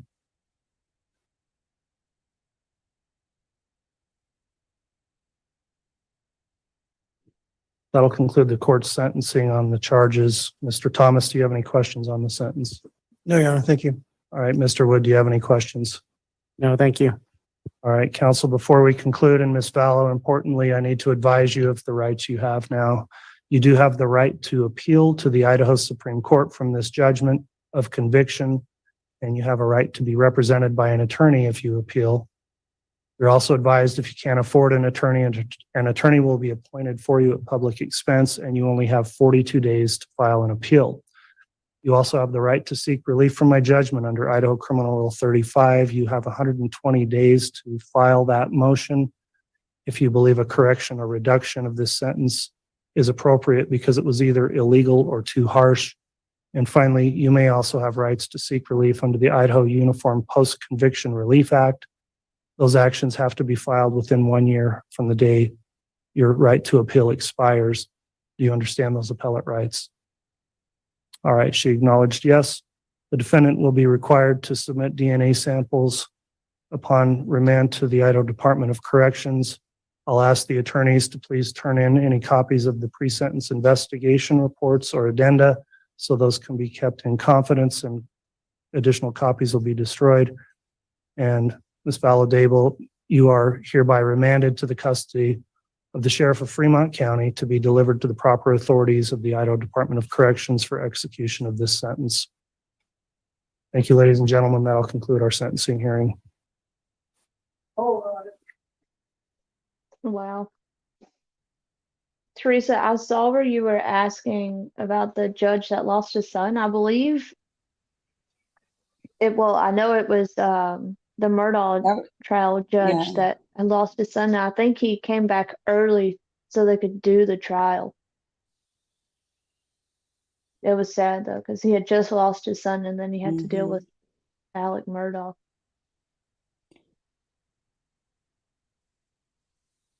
Hey, can I kick it? By the way, I wanted to make sure I said hey to you. And yes, that was the Lori Daybell trial. That really sucks. Hey, can I kick it? Gosh, she got like 7 life sentences. And I was waiting and listening. I was hoping that they would charge her for Tammy Daybell's murder too. Now I can't wait for Yeah. Chad's sentencing or trial. Does anyone know when that's gonna be? Maybe. I'm not sure when. I think it's maybe another year out because she went for the speedy trial route and he went for the regular route. Okay. Well, somebody said in the chat that they think that Chad's attorneys told Lori to go for the speedy trial so they could see how hers would go before he goes to court. I know, Carmelita. I am too. Did you enjoy Dancing in the Rain? Yeah. April? Darn it, I hate that. April. Jesus, still so far. I hate that they take so long. What should we rename Idaho? I don't know. Mr. Brooks. You are Mr. G. Brooks. You are the namer, so you choose. Let us know. I was reading all y'all's comments. I didn't miss them, but I can't remember what all what all was said. There was a lot.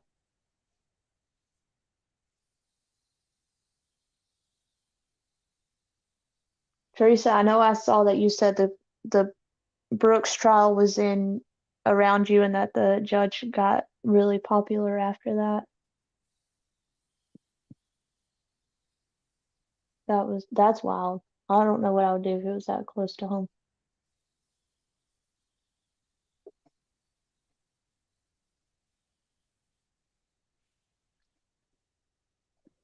Little Shawnee, you think Chad's getting the death penalty? I'm shocked she didn't.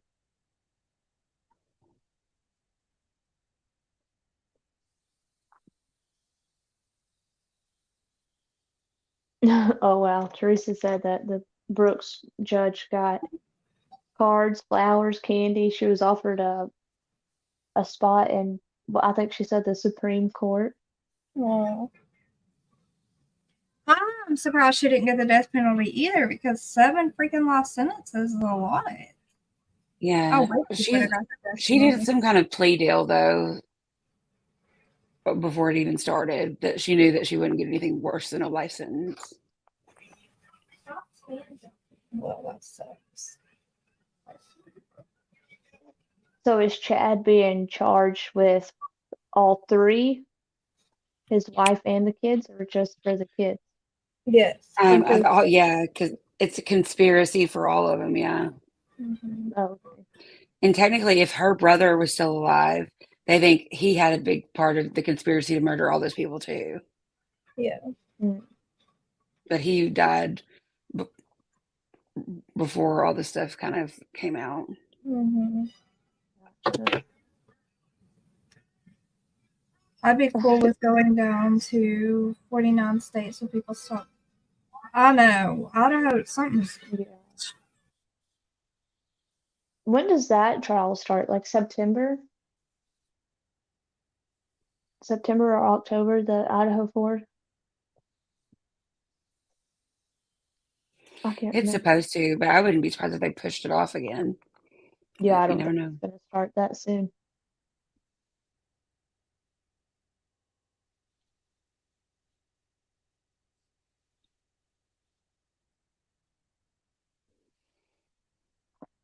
Her attorney asked for it not to be offered. Jeez. I don't feel like they should get an option of whether they can be offered the death penalty or not. Yeah, if something about like if they did not offer the death penalty, the prosecution could use like more information against her. So basically, it was more of a slam dunk for the prosecution to just do life by able to like use whatever information. Kat said, don't forget that she has court for her ex-husband that she unalived. And that's Yeah. this year coming. Four And Arizona people. might give her the death penalty. 4 freaking people. Holy cow. Wow. Brooke and Little Shawnee said that the Idaho 4 is supposed to start October 2nd. Thank y'all. I don't think it'll start. Honestly, I think they'll push it. But I hope it does. I'm ready for that one to be over and those parents get some closure for their babies.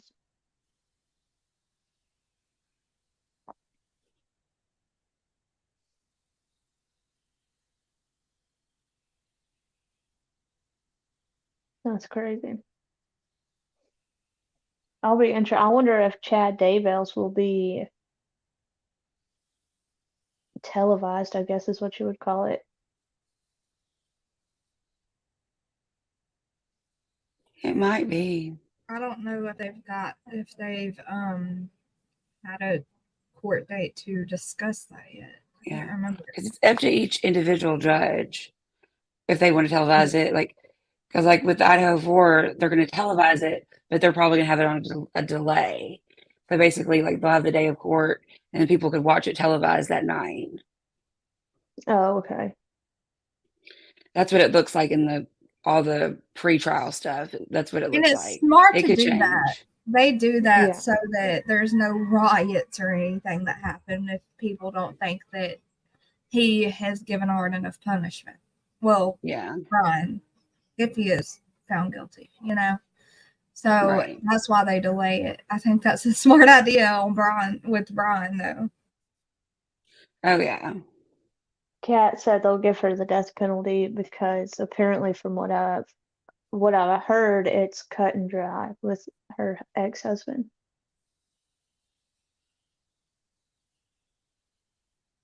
His court date is Carmelita, I don't know if they're going to. That's what I was wondering. His court date is April of 2024. Okay, guys, when people are given the death penalty, how long do they have until they're put to death? To Could put it be very, People almost sit a there for life years. sentence worth because oh, it's just however long the appeals process takes. And if they yeah. keep appealing over and over, they're around. Did y'all know? I think it's in Virginia. I can't remember. Let me Google before I tell y'all this. Hold on. You know, I've heard too and watched shows where, hey Jeannie, they said that people on like death row have it better than the normal Yeah. Mhm. inmates. They've got TVs Mhm. and all that mess. That's so ridiculous to me. Hey, Jeannie, sweet girl. Hey, y'all ready for this? There's 2 states that still allow hanging as a death penalty. Washington and New Hampshire are the only states that currently provide for official hanging as the means of execution. But there has been no hanging since 1996 in this country. The U.S. has always been skittish and cautious of viewers, who the exclusive director of the Death Penalty Information Center says. So Washington and New Hampshire does still allow hanging as a means of execution. Isn't that freaking nuts? Yeah. That is crazy. It is. Teresa I mean, I think there are some and a few states who still others. have their electric chairs. Yeah. And then most states just Yeah. do the injection now. Yeah. So they said that it can take years, and Brooke said sometimes up to 50 years. And then somebody said, oh, can I kick it? Said, I'm still tripping on the business lady. She was tripping and making faces the whole time. But yeah, Brooks said we still have to pay. It's fun for us taxpayers to pay for these murderers' meals. Yeah. Yeah, Carmelita said, I heard this somewhere that if Idaho uses the firing squad, it can proceed faster. I have not confirmed that, just heard it on some channel. Okay, I was reading this to y'all. Let me try to find it. I would believe it because um, a a bullet is a lot easier to get a hold of than probably the injection stuff. Yeah. They Where still have are to have you? so many appeals process first, but I think it still would be like Teresa, they you won't do be need to just move. waiting for the medicine though at the one point. Teresa, Yeah, how many? Okay, you just you had need to someone. move. That's 2 murders in one night. I'm scared. Brooke said, "Are there sign-ups for the firing squad?" I think everybody needs to bring back the firing squad, honestly. Lindley What said, "I think explain? the hanging slash execution should be brought back to deter these horrific crimes." Can you explain the firing squad to me so I don't have to Google it? Because I'm Googling something else right now. Okay, so the firing squad is where they have I don't know the exact number, just say like 6 people lined up, all with a pew pew. They all shoot at the same time, but only one has the live round in it. That would unalive the person. Wait, But say that again? nobody. So 6 people have their pew pews all lined up and are like side by side. Only one has a live round in the chamber though. But nobody knows who has the live round, so they all shoot at the same time. Are you freaking So they joking? don't know the exact person that did it. I could too, Yeah. Mr. G. Brooks. We all could, but that's freaking awful. But not for these people. But just, you know what I mean, on the outside looking in. Yeah. Yeah. And like you're saying, states are bringing the firing squads back because it's you don't have to worry about getting a hold of those chemicals and drugs Yeah.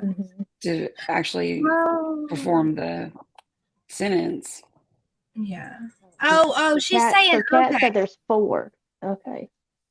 I wasn't So sure how many cat they had, but I knew the logistics of it, I guess.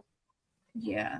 Charisse is talking about past unalivers. Okay, that makes more sense. I Oh, was okay. worried for you. I thought I thought there's she meant like right now. yeah, I know. I was like, there's a freaking serial killer. Lock your doors and hide in your basement. Oh yeah, Teresa, you scared me.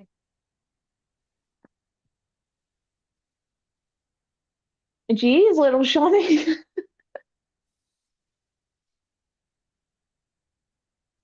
Oh no, not pee pee, a pew pew, because you can't say the other word. Lorraine said Idaho brought back the firing squad. Maybe Chad will get it because he's going for the DP. Idaho brought back the firing squad right after the Idaho 4 happened, conveniently. So Yeah. if they're Y'all going know, after the death penalty, then that's probably what he'll get. y'all want me to read something interesting to y'all real quick? Go for I it. was reading this. Okay. And It says Brooks, I much. hope so too. I think Brooks will find this interesting too. Much to the Hey, surprise Reed. of. Oops, sorry. Sorry. Sorry. Hi, Reed. Okay. You ready? Are you ready for this? Okay. Much to the surprise of many who logically would assume that shortening someone's life should be cheaper than paying for it until natural expiration, it turns out that it is actually cheaper to imprison someone for life than to execute them. In fact, it is almost 10 times cheaper. Life sentence is 10 times cheaper than execution. One might ask, how can that be? And the answer is every state that has a death penalty also has what's that word? An intricate system for basis for appeals. These appeals can relate to everything from due process claims to equal protection. Minorities are convicted Sorry, guys. These are big words. Minorities are convicted at far higher rates than white people. And most famously, to the cruel and unusual punishment of the Eighth Amendment to the U.S. Constitution. Oh, this is confusing. The result is, in California, the slowest state in the union, the average wait time for someone sentenced to death is 20 years between conviction and execution. The national average is just under 9 years. And while all of this waiting is going on, the process has no ground to a halt. Quite the opposite. In fact, the appeals process consumes hours of labor not only by court staff, but also by the often court-appointed, taxpayer-funded, and constitutionally guaranteed public defenders. As a result, some estimate that it costs the U.S. taxpayers between $50 and $90 million more per year to prosecute the death penalty than to prosecute life sentences. Oh my gosh. That's nuts. Yeah. I thought that was interesting. Look at this cat. He has climbed up on my shoulder. Little bear. Oh, he's scared now because he's so high. You did it. You did Reed, it. congratulations. That's awesome. You got the job. Yay, Reed. Did Mr. G. Brooks, did you understand how? It's a whole darn book, okay? I could keep reading to help you understand how, because I still don't really understand how, but See you later said they did a thesis paper, and it is a lot cheaper to keep the prisoner alive rather than Yeah. death penalty. Because all those appeals just cost a lot of money for all the lawyers and all the paperwork and all the judges and over and over and over again because they can keep appealing so many times. Yeah, I agree, Mr. Yeah. G. Brooks. Lorraine said that's the reason I think you should only be allowed the max of 90 days to get your appeals in order and be tried after that 90 days to get rid of your ass. I agree, Lorraine and Mr. G. Brooks. Let's get the firing squad on the white people.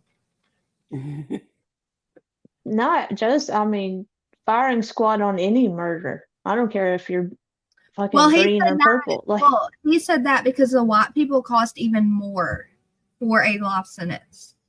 A death sentence than the minorities. You see what I'm saying? That's what that article said. That's why I said that. You get what I'm saying? That he wasn't just singling us out, you know. Well, China. No, I just don't understand why does this is not a topic to have a conversation about on YouTube. No, why would they cost more than we need to stop. We need to stop. We shouldn't ask that. Everybody's the same to me. Yeah, I don't know either. I don't see why one person would cost more than another is all I'm trying. That's what I'm trying to get to. Teresa, his name's Teddy Bear. I just set the smoke alarms off cooking dinner, then bit my lip. Oh my gosh, Tashi, sit down and listen to us. Ow. Teresa M. said, well, China has it right. A lady had poisoned her class. Are you kidding me? Freaking evil demon, not a lady. And 2 years later, she got death penalty. Good. Oh, that makes me mad. Oh, that makes me so mad. I can't even handle that. Poisoned her whole class. You're supposed to be able to trust your kids in the schools, and the stuff I'm hearing every day shows me you can't even trust them with their teachers. Some teachers. Yeah, more and more. If I knew I could homeschool my kids, if I know I can, my kids just listen to teachers better than they listen to. It's different when a teacher tells you sit down and do your schoolwork than is a mom. Jeannie, 300 warriors. Jeannie, and I can get a box of ammo for $15. Yeah, girl. Yeah, exactly. 50 to 90 million extra dollars for people who have been who have the death penalty rather than a life sentence from taxpayers' money. 50 to 90 million dollars a year from taxpayers' money for people who have got the death penalty. Yeah. If you think about how much lawyers and stuff cost, just that idea of it, and then versus just feeding somebody and having a spot in a bed, that doesn't cost that much especially with prison systems where they squeeze so many in there anyways. That's true. Well, think about then you have clowns like Carly freaking Russell who cost the taxpayers how much money just to fake whatever her crap. They've got to do a civil case That against her and cost try us to get them so that much, money like, back. yeah, that's cost Alabama so much money. It's not even funny. And she thinks it's funny, I believe. Yeah, well, her parents have like hired her a freaking bodyguard and everything else. When I saw her mugshot, I was just like, "What?" Because she looked like she was smiling for like a selfie or something. Yeah, she was smiling like it was her daggum class picture or something. Oh, that Yeah, irritated the snot out of me. Especially because I've told y'all that's literally like my backyard. Hoover is. And here I am thinking this was real in the beginning. I mean, I felt stupid after we found out, but I was like, man, what if this was for real? yeah. Because at first it seemed like it was some I kind was of scared like, to leave my house. yeah. Ask Dumpling, I was scared to take my dog out when it was dark outside. I was like, oh heck no. I mean, That's But then I I mean, would have once been too I if found I out was it was that fake, I close. felt like an idiot. But Because it seemed like a I'm ploy so, to steal people off the streets, pretty much. And I mean, it's Mhm. scary. But no, she was just being an idiot. Yeah. Instead, she got a slap on the wrist and then went to Atlanta to party for her birthday. And her mom and dad have hired her a bodyguard. And absolutely And not. the rich She needs to and pay the rich, her consequences and not be protected by mommy and daddy and their money. but you know what, Huntress? The rich people, her family, won't have to pay a dime back. If a poor person did that, it would turn out they'd have to pay every penny back. That's just how it If works. I did some crap like that, I'd be in jail for 10 years. Yeah. Yep. Absolutely. I don't know how they got people with money have such a bigger I don't know how to say Cat it. girl, me too. Like, she didn't even have to wait any holding time in the jail. Like, they Nope. just, I mean, immediately just moved her right through, and she didn't have And to let spend 1 minute behind bars. she had Yeah, to she she was got in and out in less than she got 15 minutes. mm-hmm. It's crazy. Got booked, got her pictures, got her fingerprints, went home. Little Let's Shawnee try to says she thinks she'll get jail time. Her misdemeanors that she's being charged with are up to a year each. So if it goes through, which I highly doubt because her parents have money and connections, they'll have a good attorney. And they'll be like, we'd rather pay out the lump sum versus spend time in jail, too. Mm-hmm. Yeah, I don't think she'll spend a day behind bars. I would be shocked if she does, but we'll see. I wish they would make her She won't. learn a She won't. lesson and She won't do freaking it. make an example out of her ass, but they won't do it. Mm-mm. It's not gonna happen. They'll bail her out. She's not gonna get without bond. That's for sure. No, she's out on bond.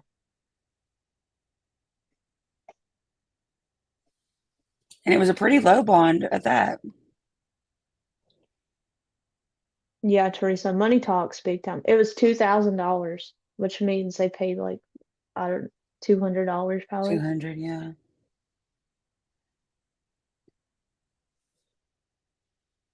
I'm sure that was nothing to her parents. They were just, let's get this over with. Yes, Carmelita. Even just a month would teach her a lesson. I mean, people are gonna think they can just get away with it now. Like, oh, it was funny. She got away with it. I will too. Little Shawnee said the DEA took it over and he's finding more charges to hold against her. That's good. I know the guy that does the press conference from Hoover said that he's gonna try to have the law changed where when people do stuff like this, they get a more of a sentence or a charge, I guess, than what she's getting now. But then you look at Florida, and there's an 11-year-old girl who I think she was 11 who I faked saw a that. kidnapping, and she's Yeah, I heard about that. getting a more of a sentence than this kook. Yeah. But Florida don't play, but like that's a strict state. Yeah. But being that she's a minor, the 11-year-old, she'll be able to get that off of her record eventually. Right. But still, I mean, still, I mean, she needs to be taught a lesson as well. But just crazy. That's more than what Carly's getting. Lindley, I agree. I think they're going to find out she didn't do it by herself, because how do you just disappear off of the side of an interstate without? Yeah, I think somebody.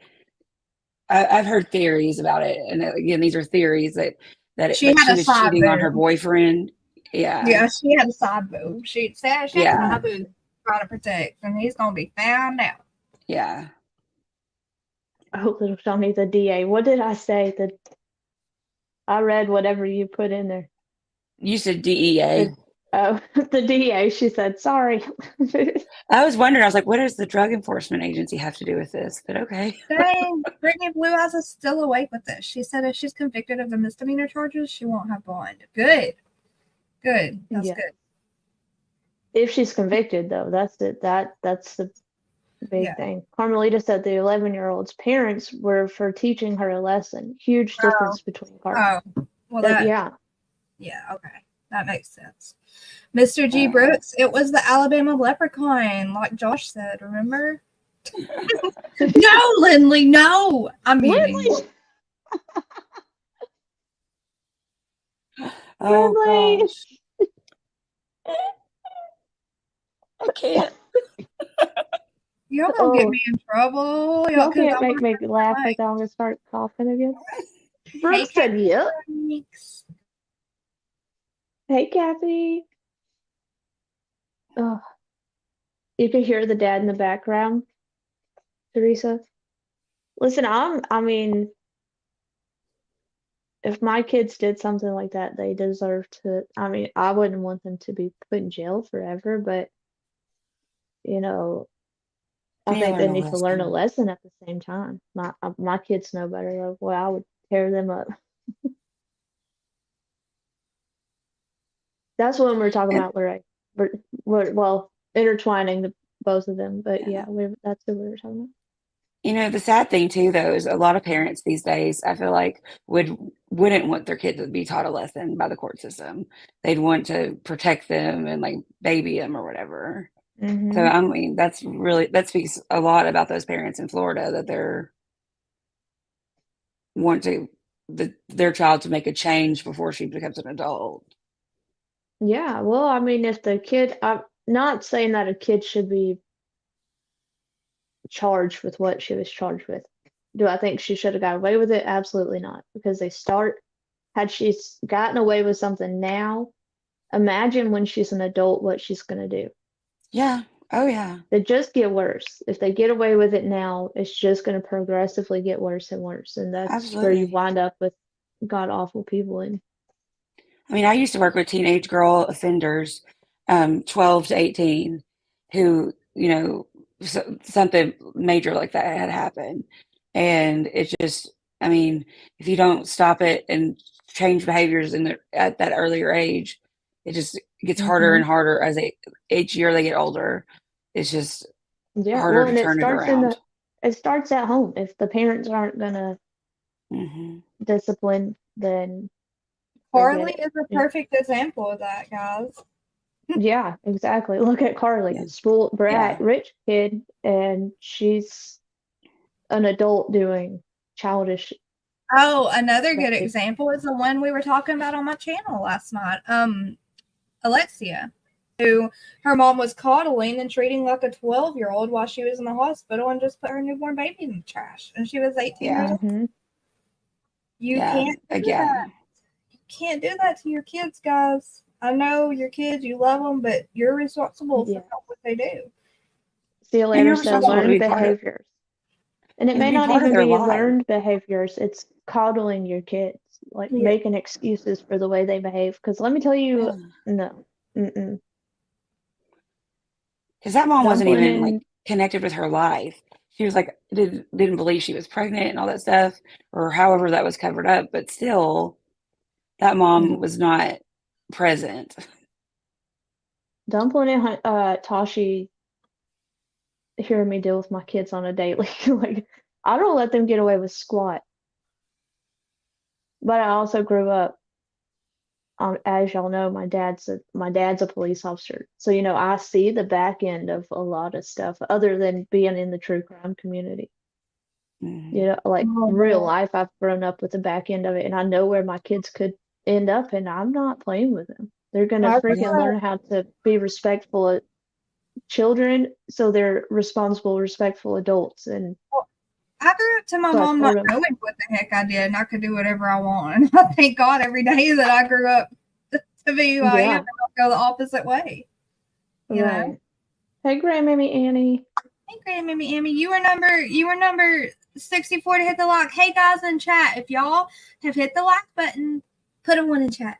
Let's do roll call. Let's see who's all in here watching. One, number one. You're just not everybody turns out that way though. Like, Yeah, I know. I'm lucky. I don't know what happened. God got me. hey, Carmelita. Sweet Home Alabama.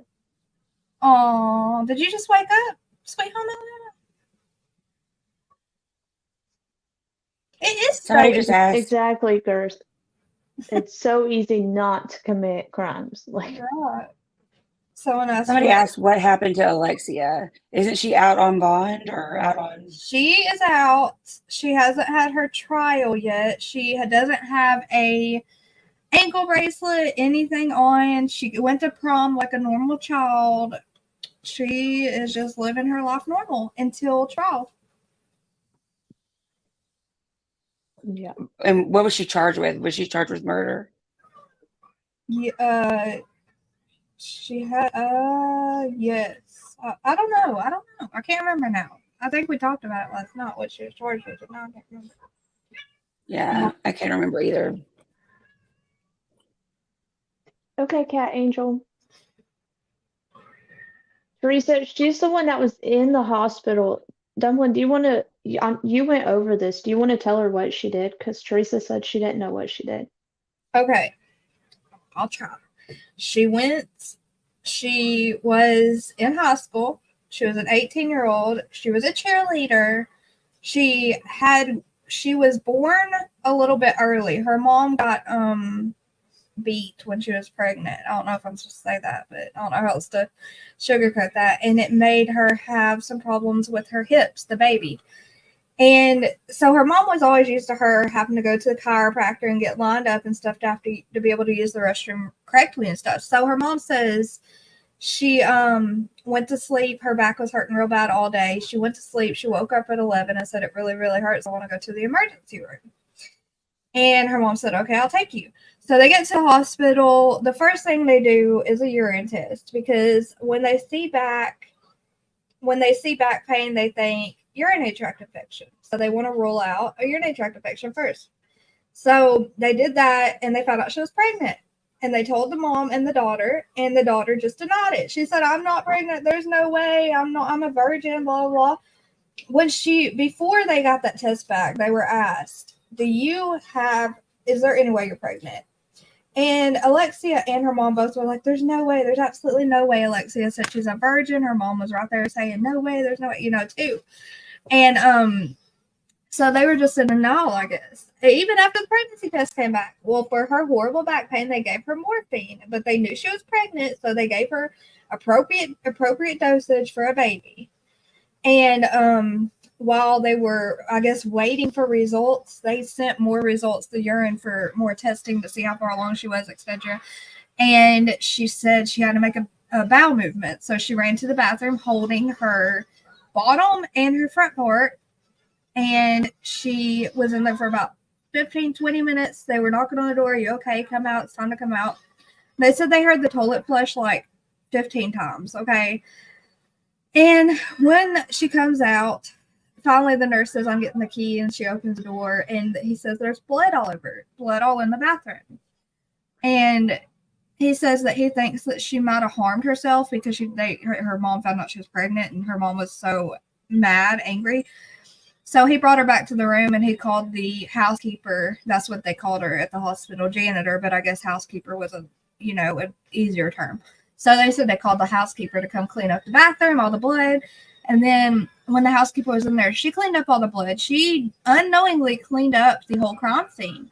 And at the end, she went to pick up the trash can and she realized how heavy it was. And she got freaked out. She called the head nurse in there and she's like, listen, there's something in that trash can. He looked in it and all there was a brand new clean trash bag. And he said, what are you talking about? And she said, there's something in there. They tore off the brand new clean trash bag, and under that was a bunch of napkins with blood all over it. Under that was another trash bag with the baby inside, tied up. The baby was full term, 38 weeks. He had a head full of black hair, and with the autopsy results, he had air in his lungs and his tummy. So he did take a breath when he came out of that woman. They said that the umbilical cord was so shredded that it looked like stringed cheese, and that they believe she ripped it with her teeth in that bathroom. And yeah, sorry, that's really gross. And that's really all I have. That's what she did. And yes, and she named the baby Alex. That's what she did. And she went back into her hospital room and acted like nothing happened until they found out.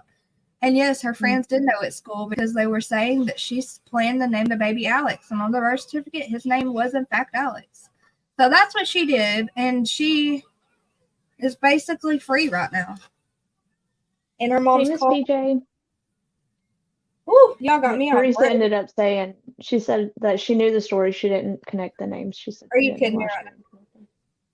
Well, it was a refresh in case anybody didn't know. She said right at the end, so I didn't want to stop you. Oh, okay. That's okay. But yeah, there's no way they didn't know. She was showing. Yeah, she was big. Yeah, it was not like a, like the pregnancies that Brooke, people can with hide petite. easily. I'll pull up the picture of her in her cheerleading uniform with her mom saying, I didn't know she was pregnant. But when the doctor came in and said, we Good found night, out that Lorraine. good night, Lorraine, sweet dreams. When the doctor came in and said that they found a baby in the trash can unalive, like not alive, her mom said, she said, I'm sorry. Nothing was crying, and freaked out. And her mom started saying, I knew it. I told you about this. Now let's just show you how much her mom did know. Let's look at these pictures, y'all. Okay.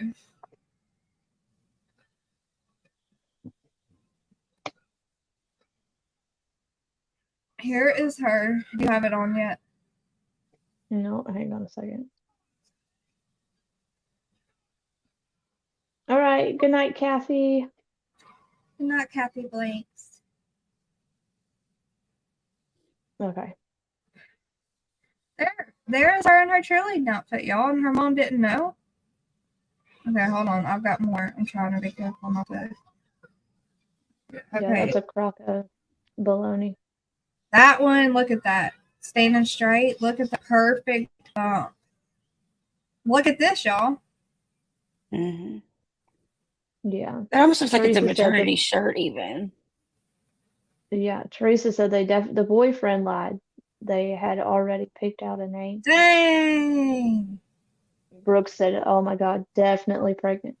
And this is her in her cheerleading uniform before she's pregnant. You see her flat little belly? Mm-hmm. So, yeah. You can definitely tell.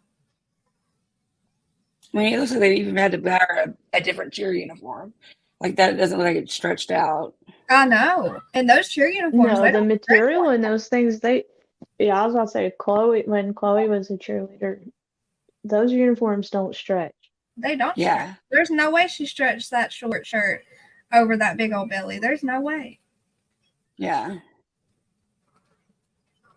I hope the judge hands it to her. Yeah, I watched a part of a video of Teresa M where her mom asked the cops, will we get him? Oh, and as a little boy. I don't know if I said that. Head full of dark hair, y'all. Yeah, she had a watermelon seed, that's for sure. And her mom said, do we get him back? And the cop said, yes, you'll get him. So Absolutely not. That's as bad as the freaking Leilani Simon crap. Expecting the baby back after they've done what they did. And the mom didn't even ask when they said we found a baby in the bathroom. Like they didn't ask, was it a boy? Was it a girl? Is it okay? They weren't worried about the baby at all. Mm-mm. Mm-mm. What'd you say, Huntress, about Brooks? Sorry. He said, I've had to slam beers for 20 years for a stomach like that. I know. Crazy. There's a difference between like a female having a belly and a female being pregnant. You can tell the difference. Especially There's after no, before. yeah, well, especially her being so tiny. There's no hiding that. I don't care how ignorant you are, you can't deny something like that. No, you can't. If her mom didn't see that, I don't know what to tell her. And I mean, Miss and there are PJ mental said, health hello. conditions where people, you know, are in denial about pregnancies. But from everything you said that last night and today too, there's there's clues that she knew she was pregnant. Like we're talking about the baby's name in advance and stuff like that. Yeah. Yeah. Mhm. Well, maybe her Well, mom was in denial, but I don't know. I don't even know. Makes me angry. Oh, she said almost as far along as Ronnie. I'm telling you. You got that He's right. proud of his. Listen, my dad's got a gut like that too, and we used to tell him he was pregnant with baby elephant because elephants like stay pregnant forever. Oh my gosh. Teresa said, well, they will know because they're going through her phone, mom's phone and the boyfriend's phone.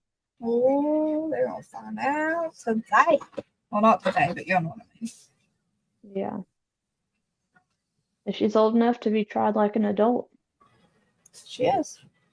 Same with Skylar Richards. I don't know which one that one is, little Shawnee. Oh, Skylar Richards, she got off, didn't she?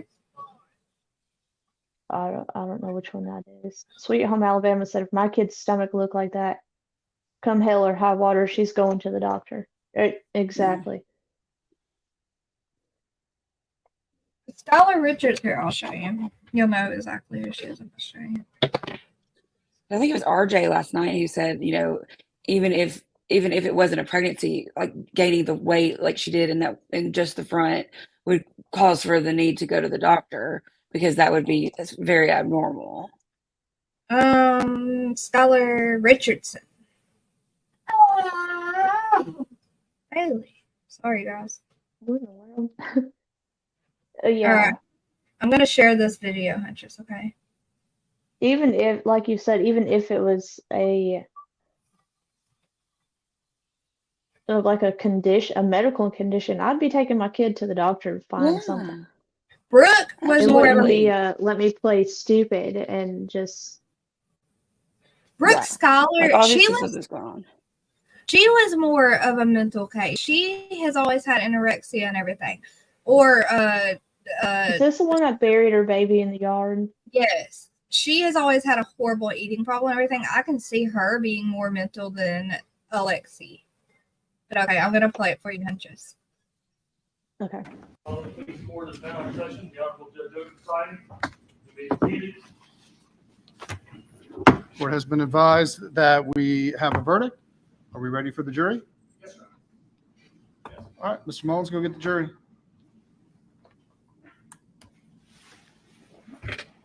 Oh, Teresa, yeah, she said I'm sure she felt movement unless she thought it was some pretty good gas pains. That's insane.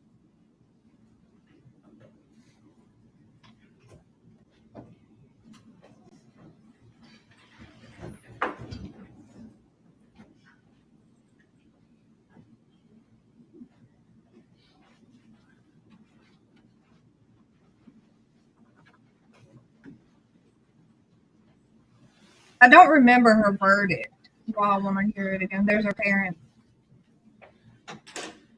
Does she come from money? This girl? I'm not sure.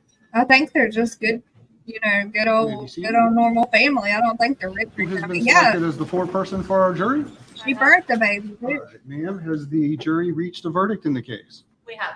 Without disclosing the nature of the verdict, were you able to follow, was everybody able to follow my instructions while you were deliberating? Yes, sir. Were you able to remain free from any outside contact, communication, or influence during the deliberation process? Yes, sir. All right, please hand the verdict forms to Mr. Mullins in advance of the reading of the verdict. I want to thank each of you for your service.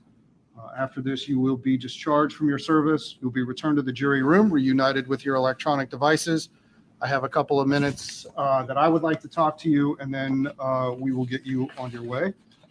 You will be able to speak with anybody about the case that you would like, but you are not required to do so. Whether you decide to speak to anybody is a matter of your own free choice. Carmelita said, I think they are wealthy. I saw their home. Would the defendant please rise? With regard to count one, we, the jury in the above captioned case, find the defendant, Brooke Schuyler Richardson, not guilty of the offense of aggravated murder, and there appear to be 12 jury signatures affixed. Verdict form 2, involuntary manslaughter. We, the jury in the above captioned case, do hereby find the defendant, Brooke Schuyler Richardson, not guilty of the offense of involuntary manslaughter. Count 3, child endangerment.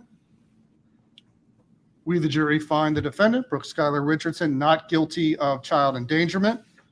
It does say we further find the defendant did not cause serious physical harm to the alleged victim, but See, she looks that so finding is not sincere necessary though as a about matter it. of law. Like that's real. That's real Verdict emotional. form number 4, I don't we, the jury in the understand. above captioned case, find the defendant, Brooke Schuyler Richardson, guilty of the offense of abuse of a corpse. Ladies and gentlemen, are those the verdicts of the jury? Yes, sir. You may be seated. All right, again, you are but now the thing discharged is- from all your service. Does either Yeah, But but the do you thing think is- that's the emotion because she's selfish little teenage shit and she didn't want to be put in prison for the rest of her life? Or do you think no, that's I really feel it's sincere more. that What was the sentence for the abuse of a corpse? Do you know? Because she supposedly tried to burn the baby. Right, but what was the sentence? What was the punishment? Oh, I don't Do know. we know? I don't remember that. I don't they didn't remember. say at the end of Because it? that's usually a different hearing. I just But was yeah, you know curious. what? I retract my statement right here because if she really cared about the baby, she wouldn't have tried to burn his body. Never mind. I don't know what I'm talking about. Let me just hush. I mean, I personally, and maybe it sounds heartless, but I don't really care. I think she was just a selfish little turd and cried like that for herself. She didn't want to be put away forever. She's probably used Are to, they, try- people said that the family had money. She's used to are they having what trying she to wants when she wants. Like, are they trying to say it was an accidental death or something? And then she Right. did the abuse of the corpse? Is that okay? I was just trying to think, like, how do we get to point from A to B? Like, okay. yeah. Yeah, they said the baby wasn't born alive. Let me Google. Let me see. Hold on. Let me just try to find it while y'all are talking. Carmelita said probably probation. And Sweet Home Alabama said that emotion was being scared for herself, in my opinion. I completely agree. I mean, I feel like 9 times out of 10, that's what most people get upset about for themselves, not for the actions that they did. No, it was a little girl. Brooks said that the baby was alive. Oh, she was He said that bulimic. there's they said so. Teresa said it was a stillborn. I don't know. He said that Look. there's a documentary about it though. Brooks did. 9 days. Okay, wait. So, okay, guys. So the thing is, she went to her doctor, and the doctor told Skylar she was 8 months pregnant, and she asked him not to tell anyone. Her mom, she came out crying, and she told her mom it was a different reason. 9 days after that, Skylar went to her prom, and let me show you what she looked like. Hold on, let me see how I just don't understand the concept of if the baby was actually stillborn, why not just do the right thing and call 911 instead of trying to do what she did? Oh no. I guess mental health stuff, shame, denial. Yeah. And what are these parents doing that they can't They don't, realize such a change in their kids? yeah. And the kid doesn't have enough trust in their parents that they can go to them about something serious like this, that they wouldn't, their parents wouldn't freak out too much or whatever. Because a lot of that's Yeah. fear of their My kids get a parents. bug bite and I notice it. Like, what are these Okay. parents doing that they're not realizing that there's something going on? Huntress, not every parent is that. Honestly, not most parents aren't. Even good parents aren't even that. I don't know. I don't know. Look, Huntress, she was 8 months pregnant in this dress. Yeah, but you can, I don't know. You can I feel tell. like you can still see it. Yeah, you can. But it wasn't super showing though. But a lot of No, people but said the if she mom was knew. bulimic, that you may not have been able, the baby Yeah. A might have lot of been people small said that the mom or knew. No, she's been bulimic and tiny her whole life. The You baby know was her. probably malnourished. Yeah. I would love to see what she looked like before she was pregnant, because I guarantee she was way skinnier if that's the case, if she was sick Here, like I'll that. show you right here. Easy peasy, girl. Easy peasy. And her Okay? parents may have just thought, maybe she was having a breakthrough of her bulimia and she's starting to eat again. But I did you mean, see how big is her that, boobies were, Amy? Did you see how big her yeah, boobies were? I did. I saw, yeah. Oh, you're saying her parents. This is how tiny she was before Huntress. Yeah, not her. Her parents might have Oh. thought, she's starting to eat more, so she's filled out. So there she is in her cheer uniform. Okay. And here she is at 8 months Yes, pregnant. her Look at those chest boobs. is a big difference. You can Yeah. see it. I see it. Maybe because I know what I'm looking for, but no. See you later said you'd be shocked how many kids I've taken home on a Friday and or Saturday night because the parents don't care. Let me tell you, I don't know. I've been through a lot in my life that's maybe made me more aware of what's going on with my kids, but I know when they've cut 4 pieces of their hair off, like excuse me. I don't play when it comes to my kids. Oh my gosh. I will admit, I'm not that like observant, like I'm not that observant, but if my daughter were pregnant, I'd know. I would know, especially if her boobies and her tummy grew like that. I don't understand, but whatever. Sorry, Meme. Lindley said I knew when my daughters were due to have their monthlies. She said too observant. Yeah, I know that much. Okay. That I'm like that, Lindley. I'm a freaking helicopter mom, and I will tell everybody because I don't care. My job is to protect my kids until they're adults, and I will probably continue to do it. My keys are sticky. I'm sure y'all can hear it. Sorry. No, I don't hear it, but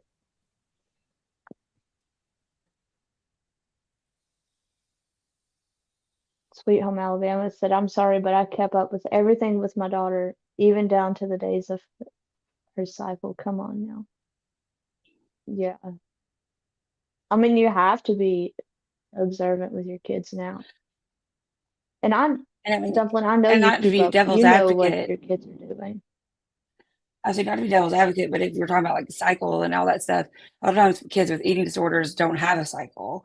So her getting pregnant, that may not have been like a huge thing to them, like her not having one. I mean, take your kid, you're supposed to take your kids to the doctor once a year for a checkup or whatever. Oh yeah. Said you could have been swinging with beers. I stay on top of all that stuff. So if I just don't play when it comes to them, I guess. Maybe some people might think that I'm too much, but that's their own opinions. Hey, good vibes. Yeah, I mean, I've been through and seen too much. I will be a helicopter mom Oh, until I I don't have to be anymore. Hey, good vibes. I'm not think saying I would have been one too. I'm not. I am y'all, but I'm not gonna say I'm a good mom because as soon as I do, something bad will happen, and like you can I mean, be I didn't the say I was a biggest, perfect mom by no means. you can be the Nobody biggest is, but helicopter mom in the world, and that's where these kids like hide stuff from you the most. You know what I mean? Like you will never expect it, and boom, there it is. But I don't think that's the case on Brooke Skylar. I think that she was just spoiled, and was a lot of crap about her mom knowing she was pregnant, and I would 100% believe her mom knew because how could you not? Come on, this isn't just being a helicopter mom. This is just being observant, looking at your daughter. Just opening your yeah. eyes. I don't know. It's stressful. Even if the boy knows, he should at least consult his parents. Yes.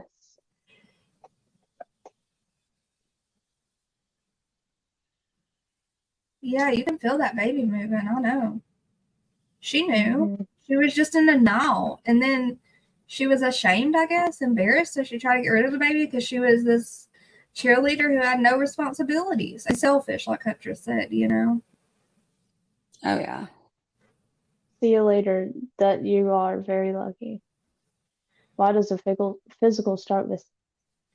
Dude, girls, I be saying this. The English language is ridiculous. It should start with an F. Physical. Fuck. I get you. I'm there with you. Let's get physical.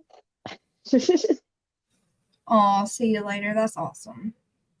Oh, thank you, Grandmammy Amy. You know what, my mom. I'm just thankful. My mom very thankful her girls grew up good because she didn't let us run free, y'all. I'm surprised we didn't. I don't even know. Brittany's still awake, y'all. Brittany, you rocking with us tonight. Brittany, I know I think it changed to like 21 now. 20, somewhere around, it's like 20 or something when they start getting pap smears and stuff now. I know it's older than what I would have imagined. But it just blows my mind people saying, I didn't know I was pregnant. Like, especially these teenagers. I mean, it sounds ridiculous, but I knew like 2 to 4 weeks is into mine that I was. Maybe I'm just like in tune with my body or something, but I knew extremely early with all of mine. I've known a few people in real life, and I'm not going to say who they are, but I've known people who have said they were in so much denial about their pregnancies that they did claim they didn't know that they were pregnant, and they like avoided going to the doctor and avoided getting checked out and just wore baggy clothes and just like mentally just shut down about it. But again, I don't know how much I believe completely besides the mental health piece, because the brain can do some crazy stuff. The one good thing is I'm so close to my kids. They know that they can come to me with anything. They're not scared, and that's my biggest goal. I want them to be scared enough to not do the bad things, but not too scared to come to me when they're in real trouble. And that's important. Yeah, that's very important. My kids are the same way. They come to me about everything, anything and everything they talk to me about. But I've also my kids are into the true crime stuff with me, and I let them know enough at their ages that they know what to do. They just kind of know what to watch for and all that stuff because it's usually just me and my kids. My husband travels all the time, as y'all know. And even my kids have pointed out, like I've already noticed, but they've pointed out a few times, like, Mom, so those people are following us, like walking through Walmart or something. They're very observant when it comes to things. And that's good. And they almost have to be. Well, my older girls obviously know. The babies that don't have a clue, but they're in the buggy.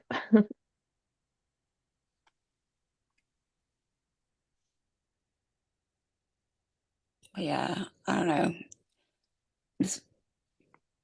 This, all these pregnancy things, though, with the either unaliving or the, hiding it, it's just Hmm. heartbreaking. Heartbreaking. Yeah. Because Good there's so vibes. many people who I'm are glad you wanting do babies. because Jeannie said my kids share way too much. Teresa, there's that buggy again. But Teresa, you saying your two older girls will come to you, but your 12-year-old's closed off. My girls are extremely close. So I know if one of them doesn't tell me, the other one's gonna they're gonna rat on each other. So I'm gonna find out one way or another. That's just how they work. They may not tell me, but the other one's gonna get mad or they're gonna rat on them because that's just how they work.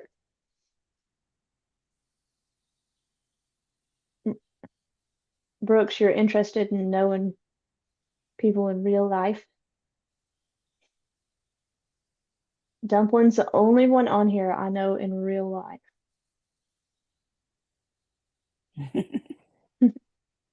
I talk to Real life. a lot of y'all outside of YouTube now, but Dumpling I've actually hung out with in real life. Hey, we're close enough. It's going to happen. So see you later said, what would you do if a friend of your teen come to you for advice? I guess pregnancy advice is what they're saying. Would you inform the parent? See you later. I absolutely would inform the parent And I would because advise the God teen to go to their own forbid, parent. yeah, God forbid the parent didn't find out and knew I knew. Oh no. But all of my friends know that I will parent your kid if they're in my house, whether they but most of my friends are, they're fine with it. They're like, you girl, you do what you got to do. Because they're the same way with my kids. I'm like, if you see them doing something wrong, you get on to them. Don't just let them act like a fool. Yeah. They know how to behave. You better make sure they do it. And Jeannie said, my kids are in their 40s, but I still worry. I will worry about my kids forever. That's just what a mom does, I think. Teresa says that's a good hard question. Talking about see you laters. What would you do, Dumpling? Would you tell the parent? That'd be like my kids coming to you for pregnancy advice. What would you do? I would 100% tell the parent. Oh, Say that. Sorry. Not sorry. Sorry, I'm doing my toenails all at the same time. jeez. So I I'm think mute. I would.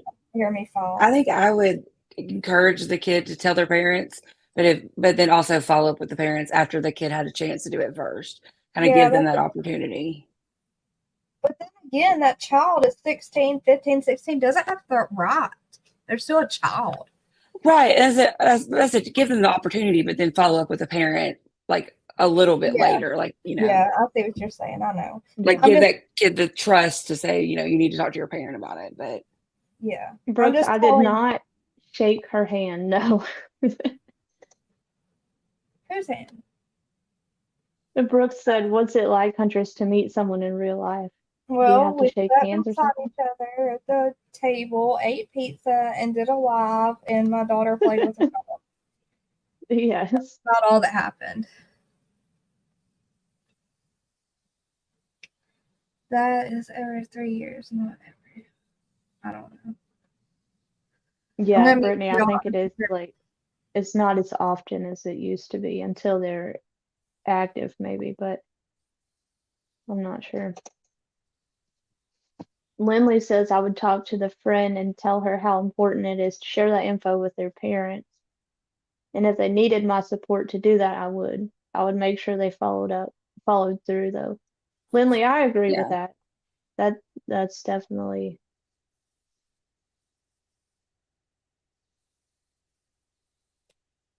Sweet Home Alabama. Or See You Later says so many times these girls will go to the big sister or brother seeking, I can't say that word on here, but sometimes they get it and the parents never know. Sweet Home Alabama said I would give her a chance to tell. Oh, it jumped. Hang on. I would give her a chance to tell, and that I would go with her for support if wanted, but I would tell if I had to.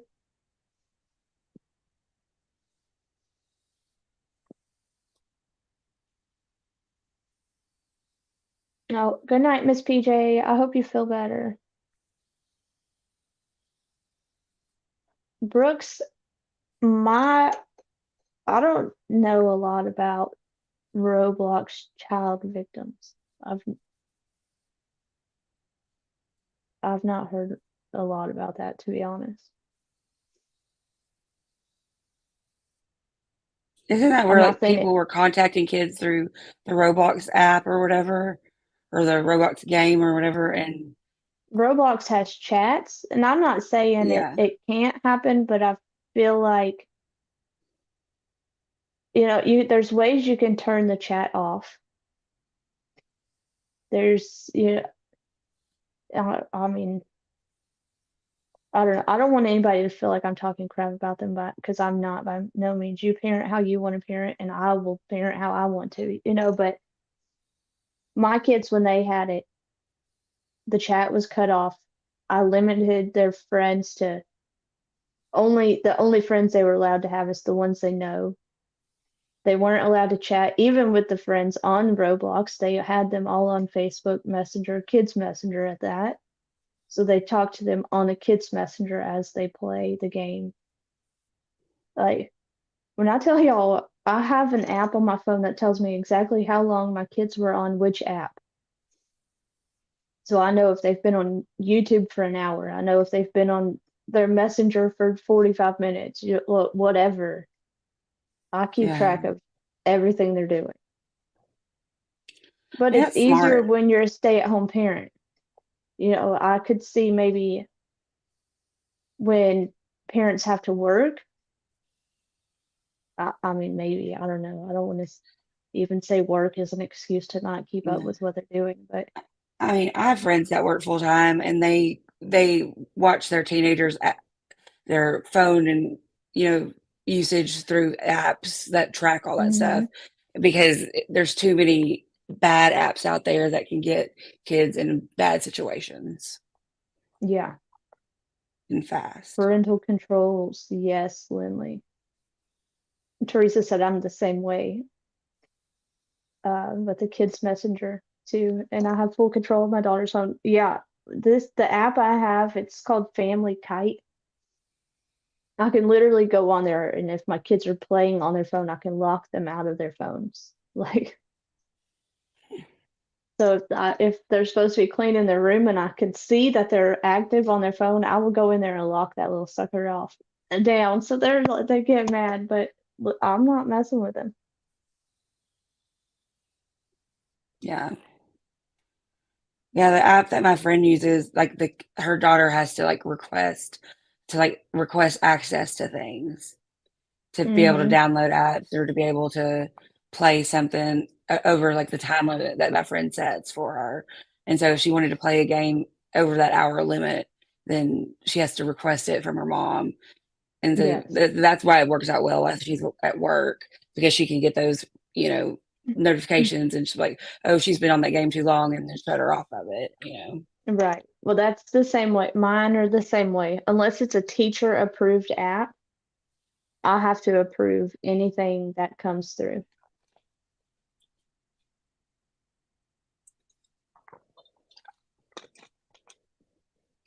Brooks, it's called a Family Kite, I believe is what it was is what it is.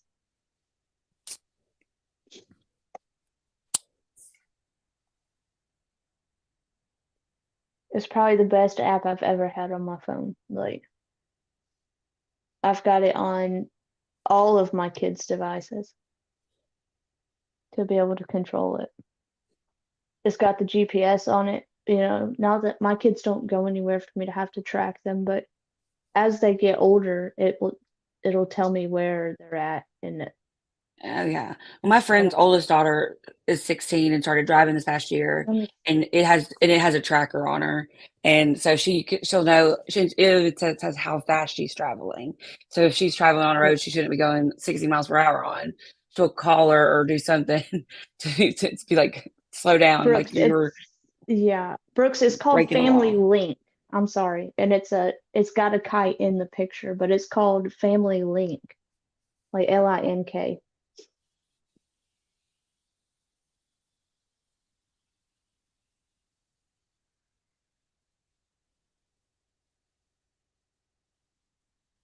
Oh wow, Tashi.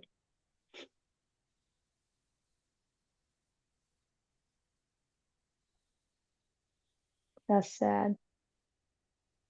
That is sad. Good night, Carmelita. Yes, that's it. Yeah, Night. Brittany, Life 360 is good too, but that app kills my phone because it runs constantly.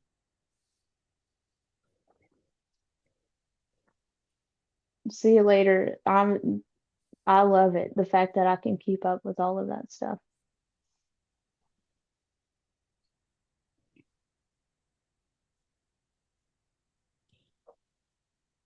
I like to know but my kids are they're still young, but they tell me everything right now. And I just have to make sure they stay comfortable enough to Yeah. continue to tell me everything as they get older. And building that trust at the age that they're at now is important to continue Mhm. it. So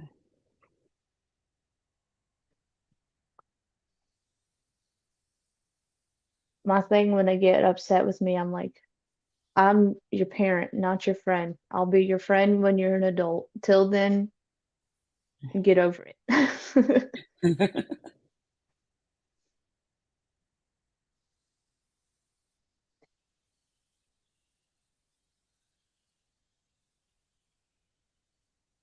Oh my, see you later. I do remember her saying something about that. But my kids are not allowed to take their phones to school. They also, right now, until they get more involved in things, their phones only work off of Wi-Fi. So they can't use them at school regardless.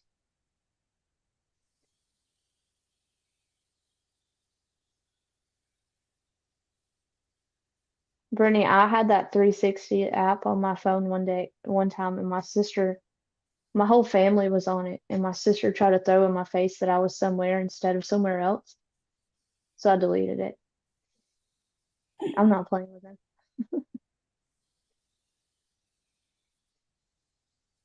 Oh yeah, Teresa, I hate even looking at that stuff. It's something good to know, but I don't even let my kids go check the mail without me standing on the porch watching them.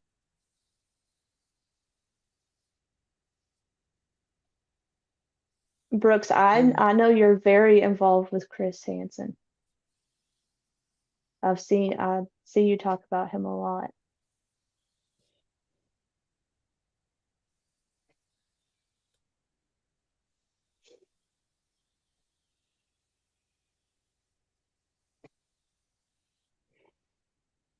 Tashi, I mean, they shouldn't have phones at school because of a distraction.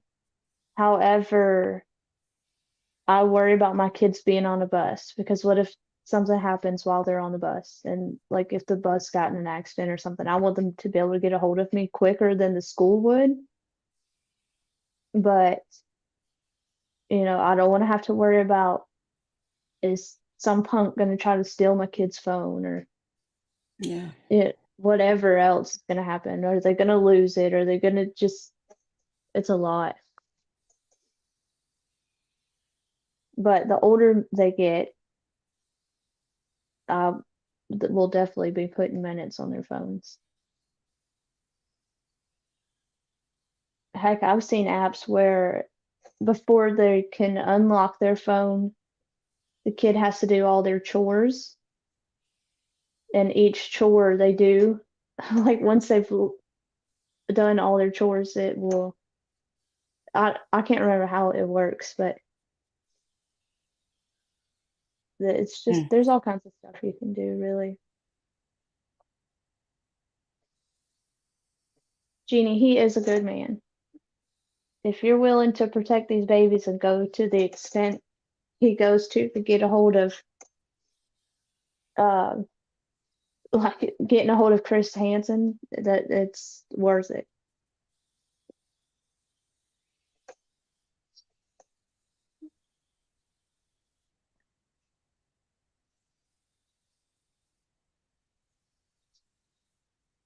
Yes, Kat. Sweet Home Alabama sets her daughters to emergency number only in 911 when she went to school.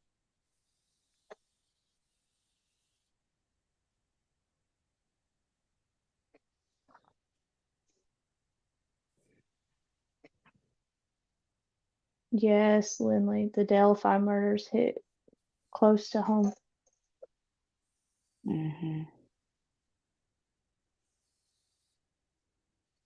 Too many kids just get snatched, and nope, I'm not taking my eyes off my kids. Yeah, it's scary out there. If we lived on some backcountry road where nobody came by, I would let them maybe go to the mailbox by themselves, but no, not in the neighborhood where people use my road to cut through from one end of the town to the other. Yeah.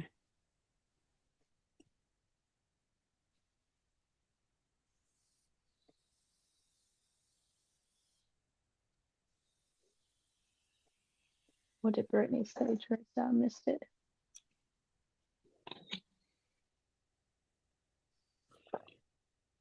Your niece will call and ask my sister why she wasn't invited out to eat. Oh my gosh.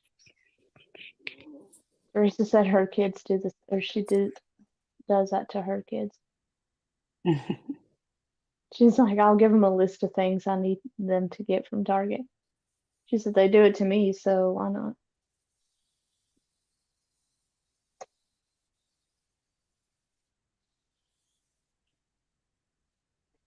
All right.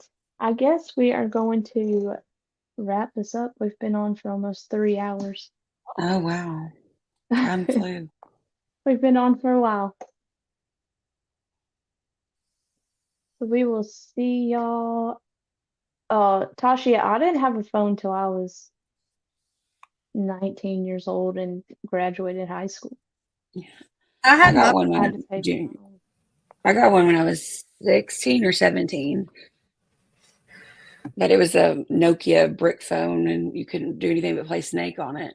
I got one when I Until I was fixed 14, but I had to have it because of personal situations with home and stuff. So it was a special circumstance. Yeah. Well, all right. I'll I see haven't y'all seen later. Grandmammy Annie, but I think she's just busy with work and stuff. I'm gonna hop down so you can say bye to everyone. Okay. Yeah. Bye. All right. Bye. Bye, guys.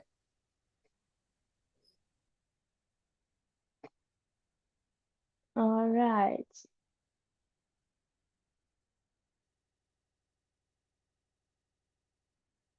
Yeah, we're not far behind going to bed. My kids will be up early and driving me nuts as usual. We will see y'all tomorrow. I am feeling better from being sick, so we'll start doing lives more again. But we will see y'all. Thank you. See you later. Good night, Brooks. It was good to see you. Angie, Lindley, Teresa. See you later. Cats. Good night, Donna. Good night, and we love y'all.